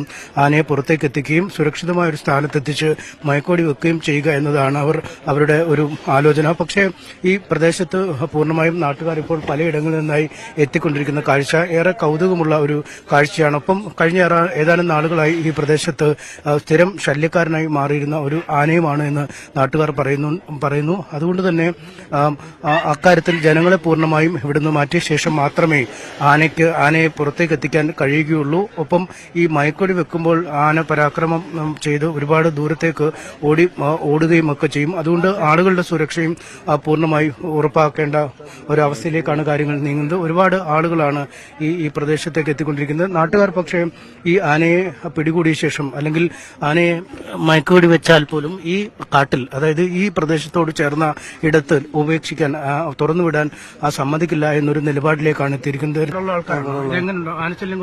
കുറെ നാളായിട്ട് ആനശല്യം ഉള്ളതാണ് ഇവിടെ ഇതിന്റെ മുകളിലൊക്കെ ആന ഉണ്ടാകാറുണ്ട്. ഇതിപ്പോ ഇന്നലെ രാത്രി വന്നു. ഇന്നലെ രാത്രി 12:30 വന്നു വീണത്. ഇതിപ്പോ നാട്ടുകാർ പറയുന്നത് ഈ ഭാഗത്ത് ഇനിയിപ്പോ ആനയെ വിടാൻ സമ്മതിക്കില്ല എന്നാണ്. ഇത് ഇവിടെ വിട്ടാലും അത് കയറിപ്പോയി അതേപോലെ റിട്ടേൺ വരില്ലേ. ഇതിലൊക്കെ വണ്ടികളും കാര്യങ്ങളും ഒന്നും പോകാൻ കഴിയാതൊക്കെ ആവുന്നുണ്ട് രാത്രി വൈകുന്നേരം. അതാണ് ഈ ജനവാസ മേഖലകളാണ് ഇവിടെ. ഈ നമുക്ക് ഈ ആന വീണ സ്ഥലത്തിന് അടുത്ത് തന്നെ വീടുണ്ട്. സമീപപ്രദേശങ്ങളൊക്കെ വീടുകൾ നിലനിൽക്കുന്ന ഒരു സ്ഥലമാണ്. അതുകൊണ്ട് ഈ പ്രദേശത്തേക്ക് തന്നെ കയറിപ്പോകാൻ ആനയെ അനുവദിച്ചാൽ അത് വീണ്ടും ഈ താഴേക്ക് തന്നെ ഈ ജനവാസ മേഖലയിലേക്ക് തന്നെ എത്തും. നിങ്ങൾ കുറെ നാളുകളായിട്ട് ഇവിടെ ഈ ആനശല്യം നേരിടുകയാണെന്നാണ് പറയുന്നത്. തീർച്ചയായിട്ടും കുറെ നാളുകളായിട്ട് ഇപ്പോ ഒരുപാട് ഒരു 23 തെങ്ങുണ്ടായിരുന്നു. ഇനി 2 തെങ്ങായ ബാക്കിയുള്ളൂ. റബ്ബറും അങ്ങനെ തന്നെ 6 റബ്ബറും പോയി. ഇതിപ്പോ ആനയെ പിടിച്ച് പുറത്തേക്ക് വിട്ടാൽ ഈ ആന വീണ്ടും തിരിച്ചു വരും. പിടിച്ച് ഇപ്പൊ മല കയറ്റി വിട്ടാൽ അതുപോലെ തിരിച്ചിറങ്ങും. കാരണം കാട്ടിൽ തീറ്റയില്ല. വേനലാണ്ട് വെള്ളമില്ല. അപ്പൊ ഈ പുഴയിലുള്ള വെള്ളമേ ഉള്ളൂ ഇപ്പോ. അപ്പൊ അത് കുടിക്കാൻ എന്തായാലും ഇവിടെ വന്നേ പറ്റുള്ളൂ. അപ്പൊ ഇവിടെ വിട്ടു കഴിഞ്ഞാൽ വീണ്ടും ഇത് വരും. ഇതിനെ വേറെ സ്ഥലങ്ങളിലേക്ക് മാറ്റുകയാണ് ഏറ്റവും നല്ലത്. ഉൾക്കാട്ടിലേക്ക് മാറ്റണം. അതായത് തിരിച്ചു വരാൻ പറ്റാത്ത. അതെ സോളാർ വേലികളൊക്കെ ഉള്ള സുരക്ഷിതമായ സ്ഥലങ്ങളിലേക്ക് മാറ്റുമായിരിക്കും നല്ലത്. ഇതിപ്പോ വല്ലാത്തൊരവസ്ഥയിലാണ് ആനപ്പെട്ട് കിടക്കുന്നത് അല്ലെ. അത് പുറത്തേക്ക് വരാനും പറ്റുന്നില്ല. ഈ ആളുകളെയൊക്കെ ഒഴിപ്പിച്ചൊക്കെ ഒരു ദൗത്യം നടക്കത്തുള്ളൂ. അതത്ര തന്നെ ഉള്ളൂ. ഇപ്പൊ ഇത് ഇവര് പറയുന്നത് ഇപ്പൊ ഇങ്ങോട്ട് ഇവിടെ തന്നെ കയറ്റി വിടുന്നതാണ്. ഇവിടെ കയറ്റി വിട്ട് കഴിഞ്ഞാൽ പിന്നെ ഇത് ഇങ്ങനെ തന്നെയല്ലേ ശല്യം ആയിട്ട് മാറുമല്ലേ ഉള്ളൂ ആളുകൾക്ക്. ഇപ്പൊ സ്കൂൾ കുട്ടികൾക്ക് വരെ ഇപ്പൊ ഒന്നും പുറത്തിറങ്ങാൻ പറ്റാത്ത അവസ്ഥയാണ്. വൈകുന്നേരമായ 5 മണി കഴിഞ്ഞാൽ അതേപോലെ ഇങ്ങനെ നടക്കാൻ ഇറങ്ങില്ല ഈ ബൈക്ക്. സ്ഥലമൊന്നും എടുക്കാൻ ആരും വരുന്നില്ല. ഇപ്പോൾ ആദ്യമൊക്കെ കുട്ടികളെ കെട്ടിക്കാരെന്ന് പറഞ്ഞിട്ട് 10 സെന്റോ 5 സെന്റോ വിൽക്കാന്ന് വെച്ചാൽ അത് നടക്കൂല. ആരും ഇങ്ങോട്ട് സ്ഥലം എടുക്കാൻ പോലും വരുന്നില്ല. വിലയില്ല സ്ഥലത്തിന്. ആളുകളൊക്കെ ടൗണിലേക്ക് താമസം മാറ്റിക്കൊണ്ടിരിക്കുകയാണ് ഇപ്പോൾ ഉള്ളതൊക്കെ ഇട്ട്. ഇപ്പൊ ചിലർ പറയുന്ന ആനെ മണ്ണിട്ട് കുഴിച്ചു മൂടണം, വെടിവെച്ച് കൊല്ലണമെന്നൊക്കെ പറയുന്നുണ്ട്. പക്ഷെ അതൊന്നും അല്ല അല്ലെ? അതൊന്നും നടക്കൂല. അതിപ്പോ നമുക്ക് തന്നെ ആലോചിച്ചാൽ അറിയാലോ. പക്ഷേ ഇതിനൊരു പൊതുവായിട്ടുള്ളൊരു പരിപാടി ആനങ്ങോട്ട് ഇറങ്ങാത്ത കോലത്തില് സർക്കാർ എന്തെങ്കിലും ചെയ്തു തരികയല്ല. അവിടെ ജീവിക്കണം, മനുഷ്യനിവിടെ ജീവിക്കണം. എന്നുവെച്ചാൽ കൃഷിയാണ് മുഴുവനും. ഞങ്ങൾക്കൊക്കെ കൂലിപ്പണിയാ. ഇവിടെ തന്നെ ഇപ്പൊ ഒരുപാട് ആൾക്കാർ കൂലിപ്പണി നിർത്തി. റബ്ബർ ടാപ്പിങ്ങിന് പോണവര് നേരത്തെ പോയില്ലെങ്കിൽ പണി നടക്കൂല. ഈ ആനേനെ പേടിച്ച് നേരത്തെ ഇറങ്ങാൻ വയ്യ. അങ്ങനെയുള്ള ബുദ്ധിമുട്ടിലൊക്കെ ഇവിടെ ജനങ്ങൾ ഒരുപാട് കഷ്ടപ്പെട്ട് ബുദ്ധിമുട്ടിയാ ജീവിക്കുന്നത്. അതുകൊണ്ട് പിടികൂടി കാട്ടിലേക്ക് അയക്കണം, തിരിച്ചു വരാത്ത ഇടത്തേക്ക് അയക്കണം. ഇവിടുന്ന് ഏതായാലും മാറ്റണം.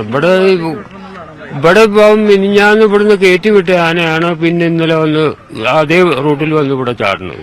ഇവിടെ ഒരുപാട് ആനകളുണ്ടോ? 8 എണ്ണം ഉണ്ടെന്ന് പറയുന്നത്. 8, 10, 15 അല്ല. ഇത് ഒരുപാട് സെറ്റിലുണ്ട്. മലയായ മല മുഴുവനുണ്ട്. എല്ലാ കൃഷിയിടങ്ങളിലും ഇറങ്ങുന്നുണ്ട്. ഇവിടെ ഉണ്ട്, ഓടക്കയുണ്ട്, വലിയ സ്ഥലത്ത് ഇറങ്ങുന്നുണ്ട്. ഇപ്പൊ ആളുകളുടെ ഒരു നാശം ഇപ്പൊ ഇവിടെ വന്നില്ല എന്നുള്ളൂ അല്ലേ? അതെ, ഇവിടെ ഇപ്പം കുറെ ദിവസങ്ങളല്ല മാസങ്ങളായിട്ട് തന്നെ ഈ പ്രശ്നങ്ങൾ നല്ല രീതിയിലുണ്ട്. ഇവിടെ കുറെ ജനങ്ങളൊക്കെ കൂടിയിട്ട് ഒരു സമിതിയൊക്കെ രൂപീകരിച്ചിട്ട് ഇതിനെ തുരത്തുന്നതിന് വേണ്ടിയുള്ള പ്രവർത്തനങ്ങളൊക്കെ നടന്നു വരികയാണ്. ഇവരൊക്കെ മുനീറൊക്കെ ഇതിൻ്റെ അകത്തുള്ള ആൾക്കാരാണ്.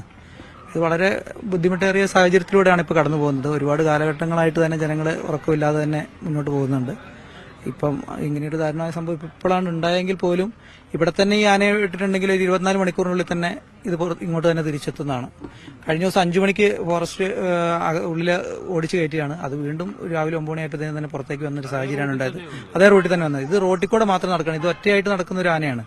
അപ്പോൾ അതുകൊണ്ട് ഇതിനെ പിടിച്ചുവിടുന്ന ഏതെങ്കിലും ഒരു ഉൾപ്രദേശത്തേക്ക് ഉൾവനത്തിലേക്ക് തന്നെ മാറ്റണം എന്നാണ് ഇവിടുത്തെ ജനങ്ങളുടെ എല്ലാവരുടെയും ഒരു നിലപാട്. പക്ഷേ DFOയുടെ ഭാഗത്തു നിന്നൊക്കെ ഒരു അനുകൂലമായ നിലപാട് ഇതുവരെ വന്നിട്ടില്ല. ഇനി വെറ്ററിനറി സംഘമൊക്കെ വയനാട്ടിൽ നിന്ന് വന്നതിന് ശേഷം ഒരു തീരുമാനം വരുമെന്ന് പറയുന്നുണ്ട്. അത് എത്രത്തോളം ശാശ്വതമാകുമെന്ന് അറിയത്തില്ല. ഏതായാലും അതിനുവേണ്ടിയാണ് ഞങ്ങൾ കാത്തിരിക്കുന്നത്. എന്തായാലും മണിക്കൂറുകളായി ജനം കാത്തിരിക്കുകയാണ്. കാരണം ഒരു കൃത്യമായ തീരുമാനം ഇക്കാര്യത്തിൽ വരണം. ഏത് രീതിയിലാണ് വനംവകുപ്പ് ഇക്കാര്യത്തെ കൈകാര്യം ചെയ്യുന്നത്? നേരത്തെയും പലവട്ടം ആന ഈ മേഖലയിൽ ഇറങ്ങിയിട്ടുണ്ട്. ഇന്നലെയാണെങ്കിൽ പോലും 8ഓളം വരുന്ന ആനക്കൂട്ടം, ആനയുടെ 8 ആനകൾ അടങ്ങുന്ന ഒരു കൂട്ടം ഈ മേഖലയിലെത്തി. അതിനുശേഷം വനംവകുപ്പ് ഉദ്യോഗസ്ഥരെ വിളിച്ച് വിവരം അറിയിച്ചു. വനംവകുപ്പ് ഉദ്യോഗസ്ഥർ കൂടി എത്തിയ സ്ഥലത്ത് പരിശോധനകളൊക്കെ നടത്തുന്ന സമയത്താണ് ഇത്തരത്തിൽ ഈ ആന വീണ്ടും ശല്യമായി മാറിയത്. നമുക്കിപ്പം നാട്ടുകാരുണ്ട് വീണ്ടും. ഇവരൊക്കെ ഈ ആനയുടെ ശല്യം മൂലം ഒരുപാട് ബുദ്ധിമുട്ടിലേക്ക് ജീവിതം മാറിയിരിക്കുന്ന ആളുകളാണ്. എന്തെങ്കിലും ഒരു തീരുമാനം വനംവകുപ്പിന്റെ തീരുമാനം ഇതുവരെ ഒന്നും വന്നിട്ടില്ല. ഞങ്ങൾ നാട്ടുകാർ ഇവിടെ നിൽക്കുകയാണ്. എന്തെങ്കിലും ഒരു തീരുമാനം എത്തിയിട്ടേ ഞങ്ങൾ ഇവിടുന്ന് മാറുകയുള്ളൂ. ഞങ്ങൾ ജനപ്രതിനിധികളടക്കം ഇവിടെയുള്ള നാട്ടുകാരെല്ലാവരും വൻ പ്രതിഷേധത്തിലാണ്. കാരണം എന്താ വെച്ചാൽ ഇപ്പോൾ വയനാട്ടിൽ നിന്ന് അതിവിദഗ്ധ ഷൂട്ടർമാരൊക്കെ ഇപ്പോൾ വരും എന്നുള്ള DFOന്റെ ഒരൊറ്റ വാക്കുമേലാണ് ഇവിടെയുള്ള നാട്ടുകാർ പ്രതീക്ഷിച്ചിരിക്കുന്നത്. കുറെ ആൾക്കാർ വന്നും പോയി നിൽക്കുകയാണ്. ഏതായാലും എന്തെങ്കിലും ഒരു തീരുമാനം ഞങ്ങൾക്ക് നാട്ടുകാർക്ക് കിട്ടണം. കിട്ടിയെങ്കിൽ മാത്രമേ ഞങ്ങൾ ഇവിടുന്ന് പിരിയുകയുള്ളൂ. കാരണം അത്രത്തോളം 2 മാസക്കാലമായിട്ട് ഇവിടെയുള്ള നാട്ടുകാർ ഉറങ്ങിയിട്ട് ഞങ്ങൾക്ക് സ്വസ്ഥമായിട്ട് ഇവിടെ കിടന്നുറങ്ങാനുള്ള ഒരു മലപ്പുറം ജില്ലയിലെ മലയോര മേഖലയിലെ ജനങ്ങളും വലിയ ആശങ്കയിലാണ്, വലിയ പ്രതിഷേധത്തിലാണ്. മലപ്പുറം ഊർങ്ങാട്ടീരിയിലാണ് ജനവാസ കേന്ദ്രത്തിലെ കൃഷിയിടത്തിൽ കിണറ്റിൽ വീണ ആനയെ പുറത്തെത്തിക്കാനുള്ള നീക്കങ്ങൾ വനംവകുപ്പ് ആരംഭിച്ചിട്ടുള്ളത്. സ്പോട്ട് ലൈവ് പൂർണ്ണമാകുന്നു. നമസ്കാരം.